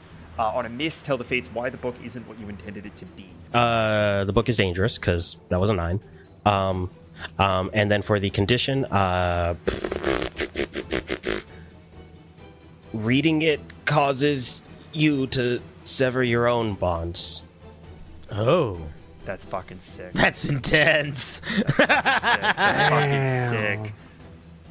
You crack open this draft to sever a bond, channel that understanding and that energy. I'm going to ask you what you sever to get here, but I'm more curious as to what you're trying to sever. I want to sever the bond between the Admiral and his crew. That's big.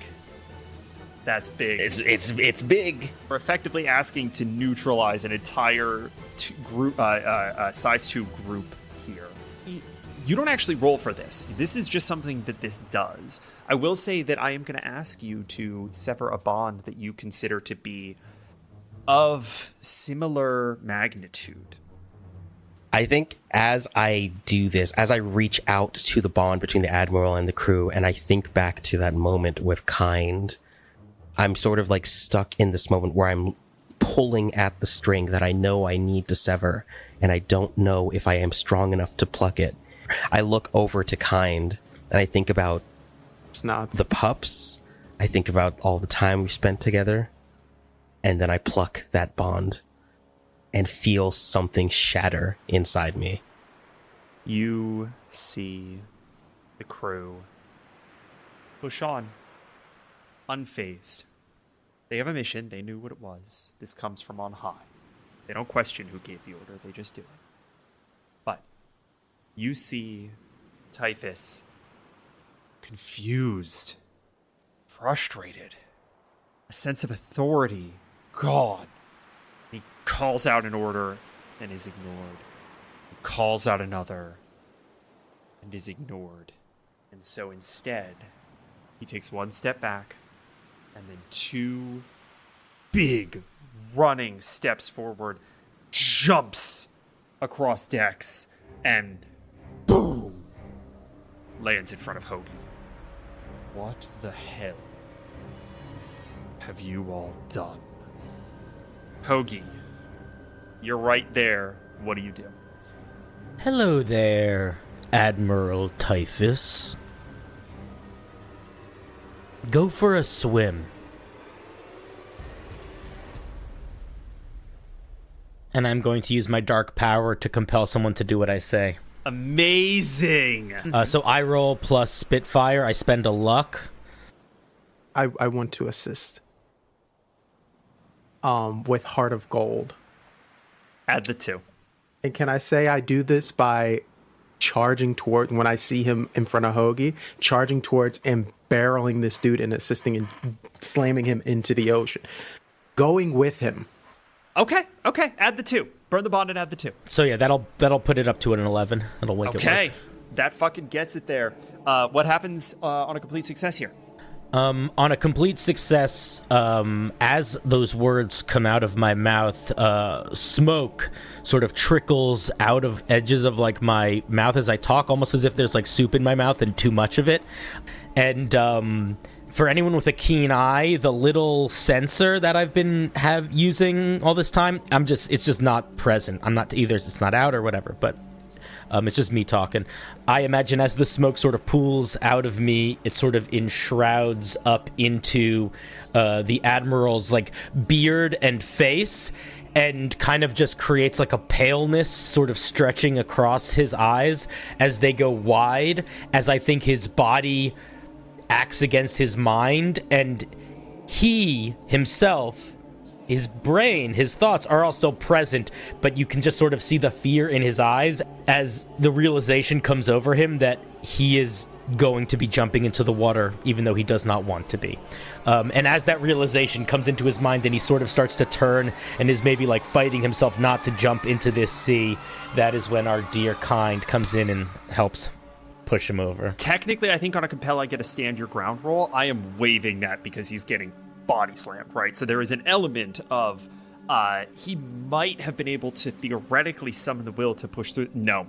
And the two of you hit this shallow water and are currently being tossed by the tide. Kind, what do you do?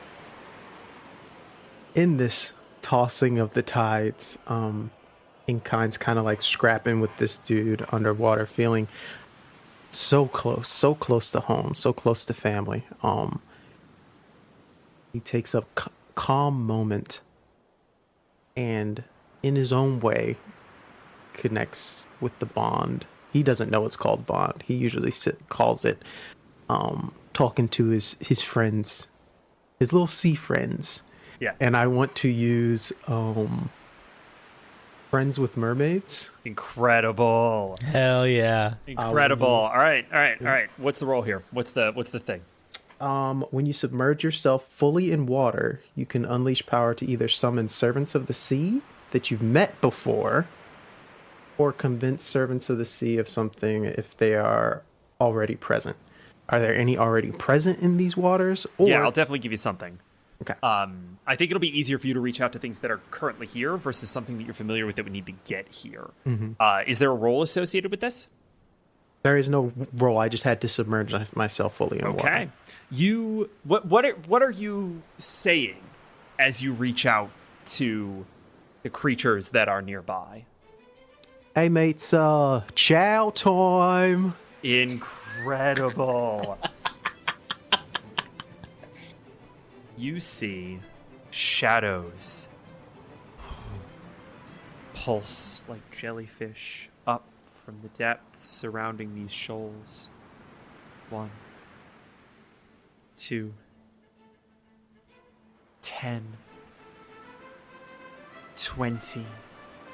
And as they start to come into focus and they begin to breach the surface of the water, you see a swarm of coconut crabs.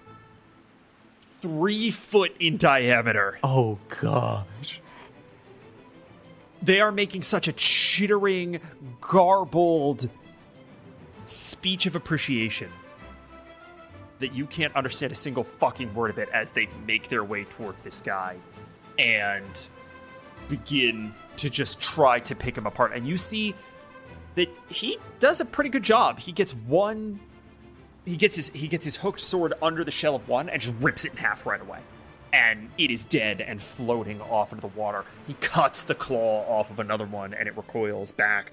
But they have numbers. And pretty soon he is overtaken. I'm going to say he is overtaken for 1 harm, ignoring armor. Which is really good because he has a lot of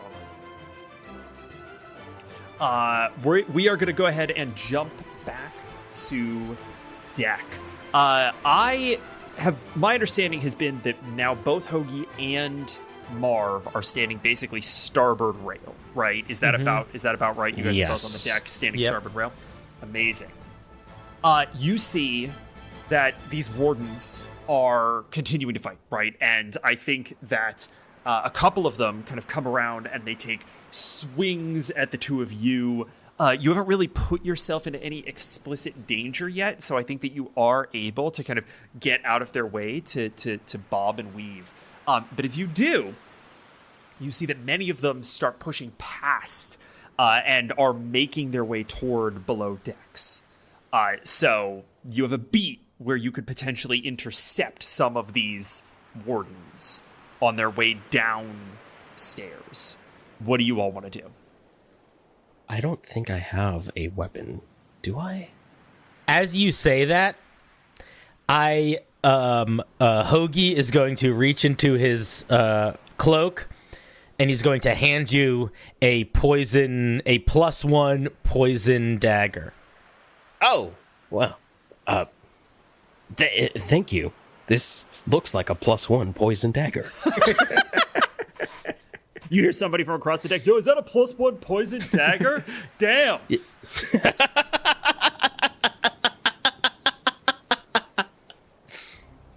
I'll give you just a little nod. Marv is going to try to, like, intercept them as they make their way to below decks. I was going to say, I think it may genuinely just be get into a scrap. If you're just trying to do it with the dagger. Yeah, I can't think of what else it would be. Yep, so go ahead and roll me plus blood. That's in 11. That's a full success! Let's fucking go! So you both are going to do harm to each other. Don't touch his daughter. That's my girl. Hit. You take 2 harm. Oof. Big harm. Yeah, all right. That's pretty big. Because you're fighting off a couple people here, right? Like, it's not just one person. You're trying to trip a handful of these wardens. But on a 10+, you can take the ante or avoid all harm. I will take the ante. So you take the ante. You can only ever have the ante once. So you have it, and until you spend it, that's it. Gotcha. What does this look like as you see these wardens with short swords just kind of charging at you? I think Marv is like, he was trying to form like an intercepting path with them to the hatch that leads to below decks, and is trying to like head them off at the pass. So I think what this looks like is Marv like grabbing like a crate or something and like shoving it in front of him and like using it to like trip them up as he like just pushes it in front of him, trips him up, and then I think he's gonna come in with the dagger and say, I wish you hadn't made me do this. And he's going to just like start like looking for chinks in the armor of the first warden he finds. Amazing. That is what, 2 harm? It's +1, right? So yes, 2 harm. Cool. Okay. Plus poison. And poison. They are also going to be embroiled in this for the moment as they tumble over these crates, and you dive in and you start trying to find a, kind of slat in the armor that you can get your dagger into. Swords coming across, winging across your face. You've got kind of a gash right across your cheek, and you are just in this fucking fray. Hoagie, you're not far away. What do you do? They've been stayed for the moment. Hoagie's gonna smile real big, and that bit of smoke that's pluming out of his mouth is going to start to enshroud him. Let's not let Marv have all the fun, little Hoagie.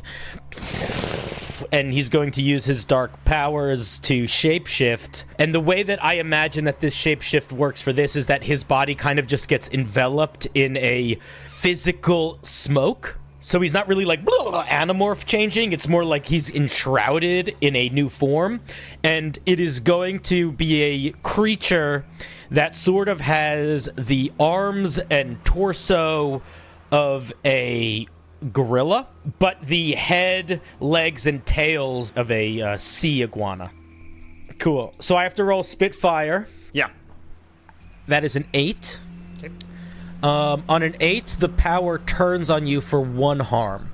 So I take, as this happens, I'm assuming it's sort of like kind of goes inward too, and part of Hoagie gets messed up. But then, as a giant iguana gorilla, I would like to enter the fray. And ideally just cause as much violence as possible. If it means throwing people from ships or bashing them. I'm going to give you an option here. This could be get into a scrap if you're trying to cause harm, or if you're genuinely just trying to like, fuck up the circumstances, you're not trying to hurt anyone in particular, I will let you roll Unleash a Mysterious Power to do that. Oh, I'm definitely trying to cause harm. Okay, go ahead and roll get into a scrap for me then. That's so bad. That's a 5. Oof. Marv could spend ante to boost it. I'm not sure by how much, though. It might How only much? be one. Could I spend a luck to boost it also? Oh, yeah, you could spend a luck just to make it a... You could, yeah, a luck and an ante should... That'll get it up to a there. 7. That's it. There it is. You get into a scrap. You land in the middle of this deck, and you are surrounded by people fighting.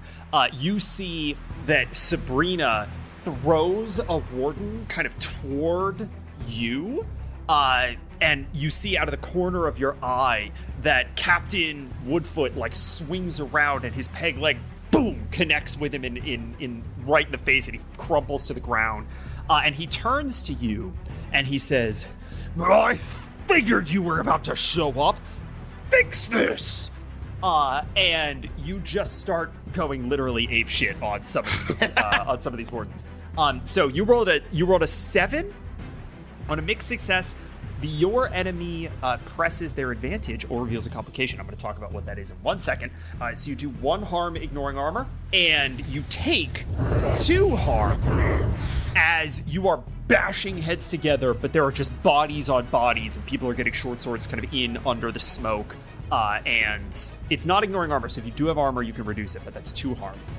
The complication of this is that there is thick fog that has been permeating all of this space, right? Like the fog that sort of emanates from the Admiral and the Natrum has just filled the deck of the Renegade, and it has made fighting tricky as everyone is kind of at equal disadvantage fighting through blindness. And specifically, Hoagie, you see something very disquieting out of the corner of your eye. You see a body reach for the door below decks. That body is bloated, pale, dripping seaweed. There seem to be barnacles encrusted to it. And it is making its way downstairs. Kind, you have a momentary advantage over the Admiral here, who has just taken a chunk of damage. What do you do? Yeah, I want to try and end him so I can get back on the ship and help my friends. Sounds like get into a fucking scrap to me, baby. That's 10. A full fucking success. You have the choice of take the ante or reduce harm. What do you do? I'm going to take the ante. Okay. What is this? What does this look like? How's kind fighting? As the crabs are distracting him, and he's like in, I'm assuming, full armor. Yeah. Same thing that Marv was doing, looking for the openings, and just these quick stabs in like his armpit, his kidneys. Yeah. Okay. I can get to his jugular. I'm just stabbing. So it's like the blade itself is bubbling in the water, ocean water, and it's just. Genuinely, how much? I need to know how much harm it is. Is it +2 or 2? It's a +2. The magical dagger said +2 fire. +2, so that's 3 harm. Fire. Holy shit. Kind, as you close in, you are getting these stabs in, and even through this thick of crabs, the Admiral is not fucking around, right? Like, is slashing at wounds that he sees are barely closed and barely healed. And at one point, he takes his curved sword in both hands and just hooks it around your throat. You take 3 harm as he uses his Divine Smite. Now, I have to roll to stand your ground against being compelled to be done for. This is a +0 roll. Let's see what happens. That's a 10 on the die. So, he... Oh, I don't think I'm going to let you win over on me quite this easily. And he smacks one of the crabs away and just throws the rest of them off. He is still up. And you see him vanish. You still do have Auntie, but he is gone. Marv, I think you can probably also... I mean, you see that Hoagie has just turned into this fucking monster and is freaking out. You have managed to momentarily subdue some of these wardens, keep them away from the door. You do hear, over the chaos of battle, the door slam. The door to below deck slam. So you're aware of that. What do you do? Okay, so I think looking at Kynes off the ship, Hoagie seems to be holding his own for a moment, although badly hurt. I think I am immediately going to try to turn to go below decks and whatever stragglers might have gone down there, deal with them. Okay. You rush down there, and you see kind of an eerie stillness. And you're looking for it, right? You're like, what? I just heard somebody come down here. Like, what am I missing? You look around, attentive. You're watching your six. Take a few tentative steps downstairs. You see water on the ground, a trail of water on the ground. You follow it. It is leading directly to where they are hiding the children. I think my step quickens. Trying to open the locked door, you see something that was, at one point, Aiden.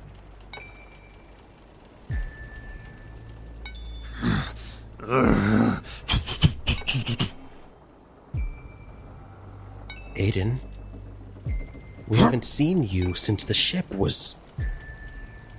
Head 90 degrees, body stays focused on the door. You see an eye is missing. The hair has turned into this matted, disgusting plait of brine and moss. Barnacles stuck to his forehead. Come away from that door. Aiden? This feels like parlay to me. I guess I'm trying to parlay with a Zombo. Zombo parlay. You know how it goes. I think like Marv is like he's trying to be really calm. He's gotten kind of low. He's like crouching. And he's got his hands out. Knife still held in his hand, but palm out so that he's not in a ready position with it necessarily. Parlay roll. Plus Don't polish. fail me now. 8 plus 0. That's an 8. That's a mixed success. On a 7 and 9, they want you to do something for them first. Do it or they can ignore the compel. I think Marv is going to hold the knife out so that Aiden can see it, and then gently place it on the ground and continue to approach. Aiden, I don't know what happened to you, and I'm so sorry that this has become you. But no one in that room had anything to do with it.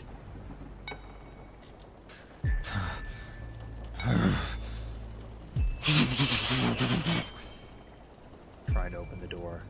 You hear murmurs from the inside, quiet, scared little whimpers. I wish this could have gone differently, Aiden. And I'm going to pull out my notebook. Can I sever the bond between Aiden and this plane? Yes, you fucking can. Whoa. That's not as big of an ask. Holy right? crap. You open up this book, and your obsession allows you to sort of attune to this bond. And you see something viscerally disgusting. The bond is thin, tenuous, and writhing with blood-filled pustules. Looks easy to snap. Yeah, you know what? I'll take my hand and just like making like a karate chop thing. Yeah. I'll just take my hand and like focusing on the bond. Say, I hope you find peace. And snap that bond. What do you sacrifice in combat? Would my bond with the ship be strong enough? It's only one. I think so. I think so, and I think the way that this works is that you are using that as a way to feel what it means to let something die, right? Like that is the experience that you're going through. It's like this ship cannot ever be what it was in my life. It is done. It is over. It deserves rest, and you carry that through as you snap the bond, and Aiden slumps to the ground. I think I'm going to go to the door and just knock like a little shave and a haircut onto the door. And just say, we're all clear here. I'm going back above deck. And I will gather up what's left of Aiden in like a nearby cloth if I can. Yeah. Sure. And I will just sort of place him to rest in a storage space, wrapped up. And we cut up to Hoagie. Hoagie, you grab a warden, yeet him overboard, taking out the legs of another one in the process. Turn to look at the door where you saw the shambling figure, see it slam, and then immediately feel a presence behind you, and you whip around and you are inches away from Typhus as he appears in front of you. What manner of sorcery are you? We are the wind. We are the clouds. We are ash, and we are fire. And I thought I told you to go for a swim. And when he speaks, there is almost no trace of Hoagie in that voice. I think he looks a little visibly shaken, and he starts to sort of hold his sword a little closer to his chest, and at that point you sort of notice that there's a little jewel encrusted in the pommel, a little amethyst that he's kind of got his hand over. He's sort of worrying it almost. And he takes a step back slightly, and that amethyst explodes. And he turns, and he bolts for the door. The door, like, to go below deck? To go below decks. I would like to, with the tail of this strange form I have, reach into Hoagie's bag, pull out the gold scepter, and hit him with it in the back of the head as I activate it. That's brutal. That's fucking good. That's fucking good. This is going to be Unleash a Mysterious Power to make this work. So go ahead and roll me plus Spitfire. That's not bad. That's not bad. That's a 7 plus 2. That's an 8. Or that's a 9. That's a 9. That's a mixed success. Yo! It exacts a personal cost and surges out of your control. I love that. What personal cost does it exact? I ain't gonna have no friends left, y'all. I think that you can't see it right now because he's covered in the smoke. But I think part of Hoagie's face sheens over in a slab of gold as almost like a Phantom of the Opera mask of gold now covers his face, and he's going to be completely blind out of one eye, as like this part of his face just becomes a solid piece of metal. You slam this thing against his back, and he coughs as the wind leaves his body. His last harm gone. And he starts to fall, and then stiffens. and then freezes and totters on one outstretched golden foot, his entire body encrusted in gold. And then, the deck of the ship, as everything begins to encrust in gold. I'm going to start a timer. I'm going to say you all each have a maximum of 2 actions to get everybody the fuck out of here before this whole thing becomes gold. How close are we to land? You are not terribly close to land. It is kind of shallow where you are, but there is another ship. Cool. What do you do? Amazing. We commandeer another We ship. have to commandeer another ship. I think that Sabrina notices right away and is like, I fucking knew this would happen if you played with devils. Everyone off ship! And the captain raises the alarm. There's chaos because the wardens are still theoretically fighting. They still want to do. I was gonna ask, how many wardens are still around? This is down to a size 1 group, so we're talking a half dozen or fewer. But they're still around. A lot of them are now very concerned for their own safety. They're watching this happen.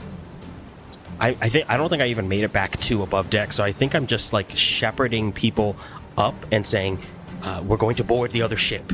Everyone go, go, go, go, go, go. Okay, I'm going to ask you to roll me break in or out. If you have any bonds with Saphira, you can burn that to get a +1. Oh, okay. Interesting. That is I think that's just a flat 7 then. Okay, on a 7 to 9, we choose 2. I choose 1, you choose 1. You suffer harm or mark trouble. You run into an obstacle you didn't expect. You lose track of something important, or you bring something nasty with you. I think we run into an obstacle. Okay.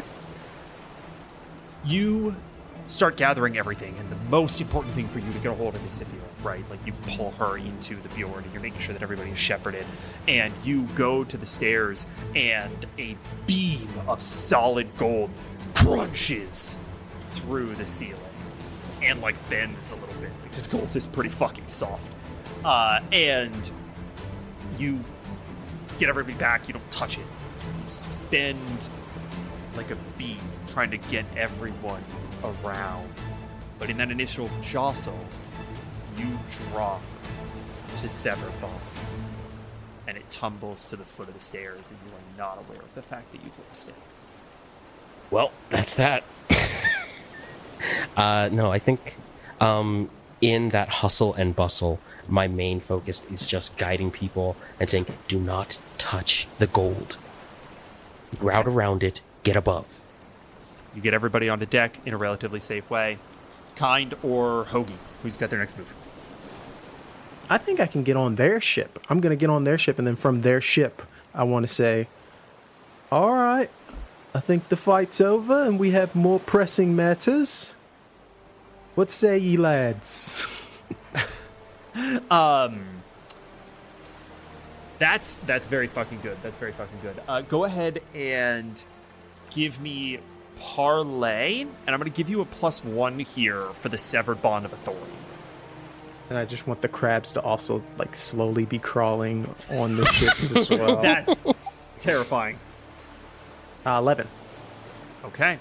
On a full success, they boom throw down their arms and look to one another, and realizing the peril that they are in, immediately start to take up as much of the work as they can, right? Sail is being let, the oars are coming out, right? They're trying to get off of this shoal.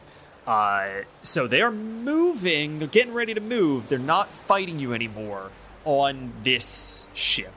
But you still need to get everyone over there now that they're all above deck. At which point we come back to Hoagie. How many wardens are still in the way on the ship that is turning to gold? 2. Balm is going to see that Kind is sort of scaring people to listen and wanting to help that, but also see that people are starting to pull up. And regardless of what is happening, Kind does not want other people to get this baby. so that this strange monstrous form that he's in is going to ignite. As I'm going to use another dark power, I'm going to create fireballs and infernos around me. This is a dangerous fire area, loud harm 2. So I'm imagining it's just explosions of fire. Yeah. Molten gold raining down from the fucking sails. So I rolled a 6. We're going to shorthand this a little bit. I need you to roll stand your ground. You can Okay. spend a bond with anyone to add a +1. If you see them, it's a +2. It doesn't matter. I rolled a 3. There's no amount of bond I can use to get up to a pass. I don't know if you want me to roll for this because Kynes is a bit far away, but he would just look if he sees Hoagie light a flame. He's just gonna shout across because this is his only friend on this voyage. Yeah. And he goes, "Hoagie, enough." In hopes that the +10 to stand your ground from Heart of Gold would be enough. It is. And Hoagie, you feel your body ignite and begin to disintegrate away. No care being paid by balm to your mortal coil.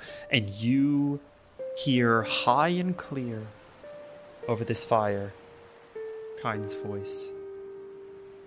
And I think we see you blink the smoke from your eyes. And we cut. We see the 4 of you rowing in a little dinghy to the docks of Shipwrangle Cove. And I'm very curious as to how we see Hoagie specifically, because I imagine that regardless, he's probably not in the best of shape. I think Hoagie has noticeable burn marks all over his body. And I think he probably is wrapped in a blanket, and he's probably like half asleep leaning on Kynes' shoulder. And I imagine that probably Marv has the little incense thing with balm in it, doing something to contain it or something. Yeah. I think that you are keeping balm in this sensor, right? And I think that you've known this for a long time, but there was an element of Hoagie that would insist, like, no, this is what I want, this is what I want, this is what I want. I can control this, right? Now you're trying to keep this thing sort of very far away. Yeah, just like daubing it over the edge of the thing, keeping it sealed up. And I think you're all kind of sitting in this space of relief as we see the dinghy pull into the dock. And you all make your way pretty much directly to the captain, because you have what he asked for. And you walk in to his office, and he is laid out on his cushions, smoking a hookah. Sherwood is still there, right? He's kind of plucking away at his lute. And you see a third figure that you are not familiar with. She is she's an elderly black woman that is dressed resplendently in the most vivacious of furs and silks, covered in jewelry, big gauge earrings, and she has a paintbrush tucked up behind her ear. And the captain bolts to his feet.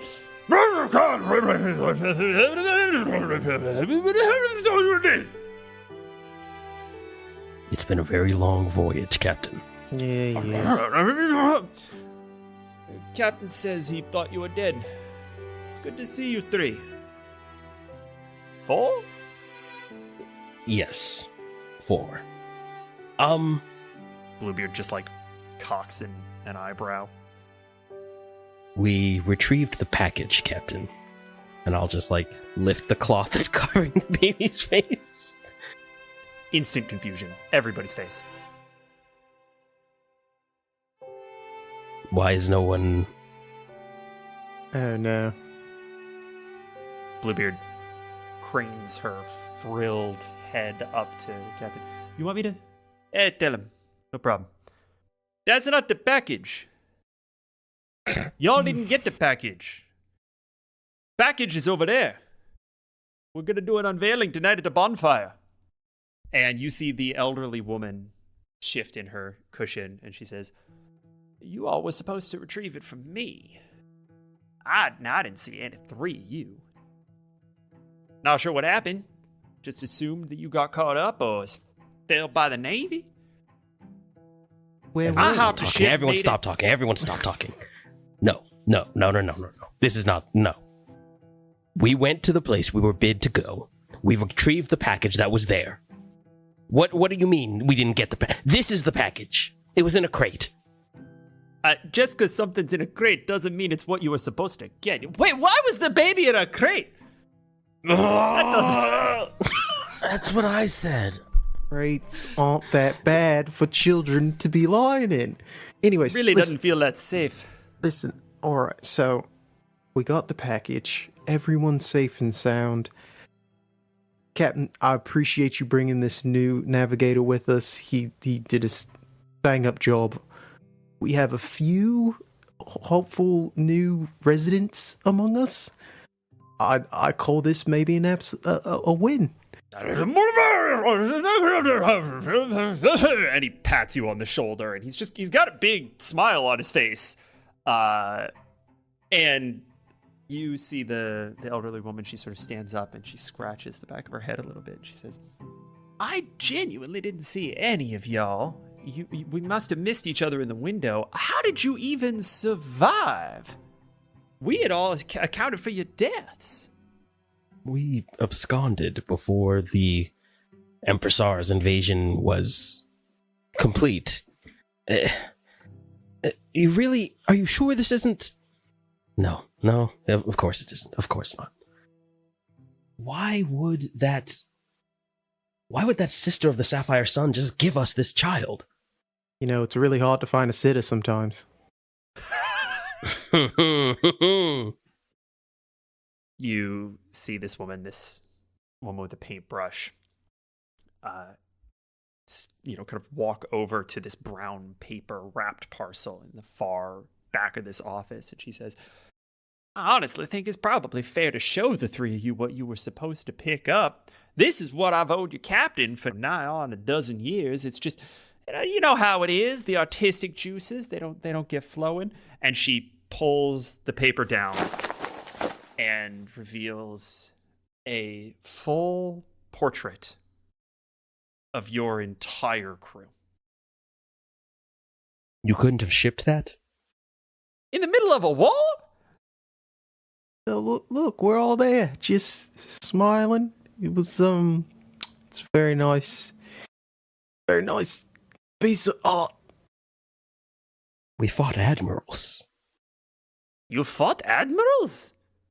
No, I need to hear that story. That sounds incredible. I need you to... Okay, the three of you are sitting down right now. You're going to tell me this from the beginning. Hoagie's been sitting down this whole time. Look at him. Look at Hoagie. Wait a Hoagie's got minute. a golden finger. Yeah, and The whole golden face. this isn't a mask. Ding, ding, ding, ding.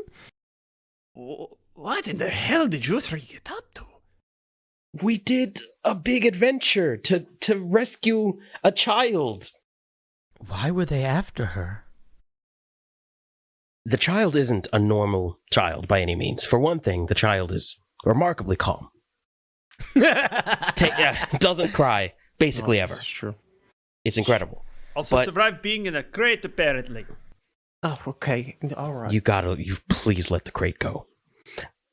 The only thing that I can determine, or what I've been able to determine so far, the Empressar might have wanted this child for its unique ability to reconnect bonds. You're all familiar with bond, right? Just looking around the room. Deadpan silence from just about everybody. Okay. All right. Hold on. Let's start at the top here. And I think we close on Marv giving a lecture to this group of people. I want to get each of you to describe like a Polaroid in your lives after this journey? I think it starts with Kind getting to his largest and best treasure that he has in this world, which is his girls. And he comes in and he opens his bag to the zip line that he gives to Kelp. I'm sorry, no, Kelp would get the Elder God's trinket that he was able to get from them. Algae gets the zip line.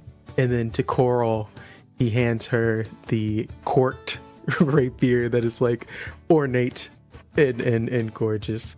He tells them of a new friend that he made on his voyage by the name of Marv and his daughter. But he would also eventually introduce Sabrina to them as well. And I believe all three of them look at her like, who daddy done brought home? And as he's at the grill doing the dad thing, having a barbecue, watching Hoagie and Marv and Saphira and Sabrina and this big, I assume, family, he just whispers a thank you to the gods. I think that we see Hogarth looking much more lively, but still with burn scars and still with that half-face plate gold. And we see him at Kind's family home helping Kind's girls with like their studies. He has some like books and stuff with him that very clearly were like given to him by Marv, and the girls keep trying to draw or like put stickers and stuff on his metal faceplate and things like that. And it's just like a quiet moment. Where does the sensor end up? Do we know? I leave that to Marv. Okay. Marv, I'm curious as to what yours looks like, and I also want to give you that you probably occasionally see that there is a severed bond between you and Kind. I don't think like I forgot severing it, but it's like I don't remember the experience of it. I think Marv has sort of like taken Bomb's incense holder and turned it back into sort of like an incense holder. Like it just kind of sits above his desk, suspended with little frankincense sticks stuck in it.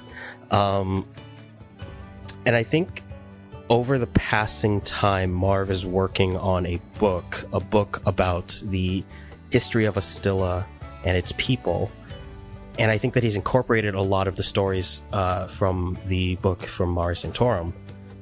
And his obsession with Bond, I think when he realizes the severed bond that exists between him and Kind, he sort of reconsiders his obsession with Bond. And without that book on severing Bond, he also has another chance to sort of like think about whether or not he wants to focus on severing or if his focus should be on rekindling. And I think there are many days where he considers asking Saphira to repair the bond between him and Kind, but he always shies away from that. Because in its place, over time, he starts to see a new bond form between them. The snapshot that we see of Marv is of him in his study. And I think like if we were looking at the Polaroid, it would be Marv sitting at the desk with a single like lantern above him lighting his way, and then a cracked door in the background and like Saphira, now a toddler, peeking her head in. When Marv heard the door creak, he would like check the time and then go, "Oh, I'm so sorry. I've let time get away from me," and would get up and scoop her up in a big bear hug to take her over to a barbecue.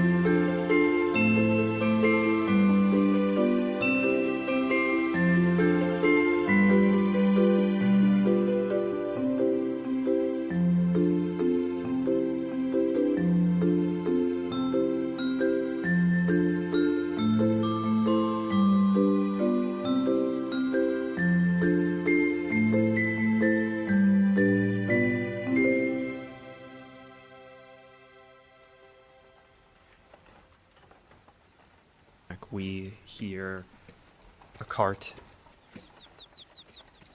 and a couple of bighorn sheep trundling their way through the edge of a forest. And we see an old man, as old as the grave, white mustaches down to his waist, sitting atop this cart, chewing on a blade of grass, and he says, "That's exactly how it happened. Everything 100% true. I heard it myself." And a Goliath man who has just like a huge crate of rocks on one shoulder, who's pulling his weight and then some on this caravan, is walking beside the cart, and he turns to Sherwood and he says, "I mean, I was with you for a lot of that, but what was the whole business with the hurricane being some sort of demon?" That, I feel like that's where your narrative falls down a little bit, Sherwood. I feel like that's where you need to, you need to rethink the middle bit just a bit. Sherwood throws the grass at him and says, "You can't just rewrite history, my friend. These are real events that happened." And Big Paul sort of gives him the, "All right, old-timer" look and smiles as we fade out.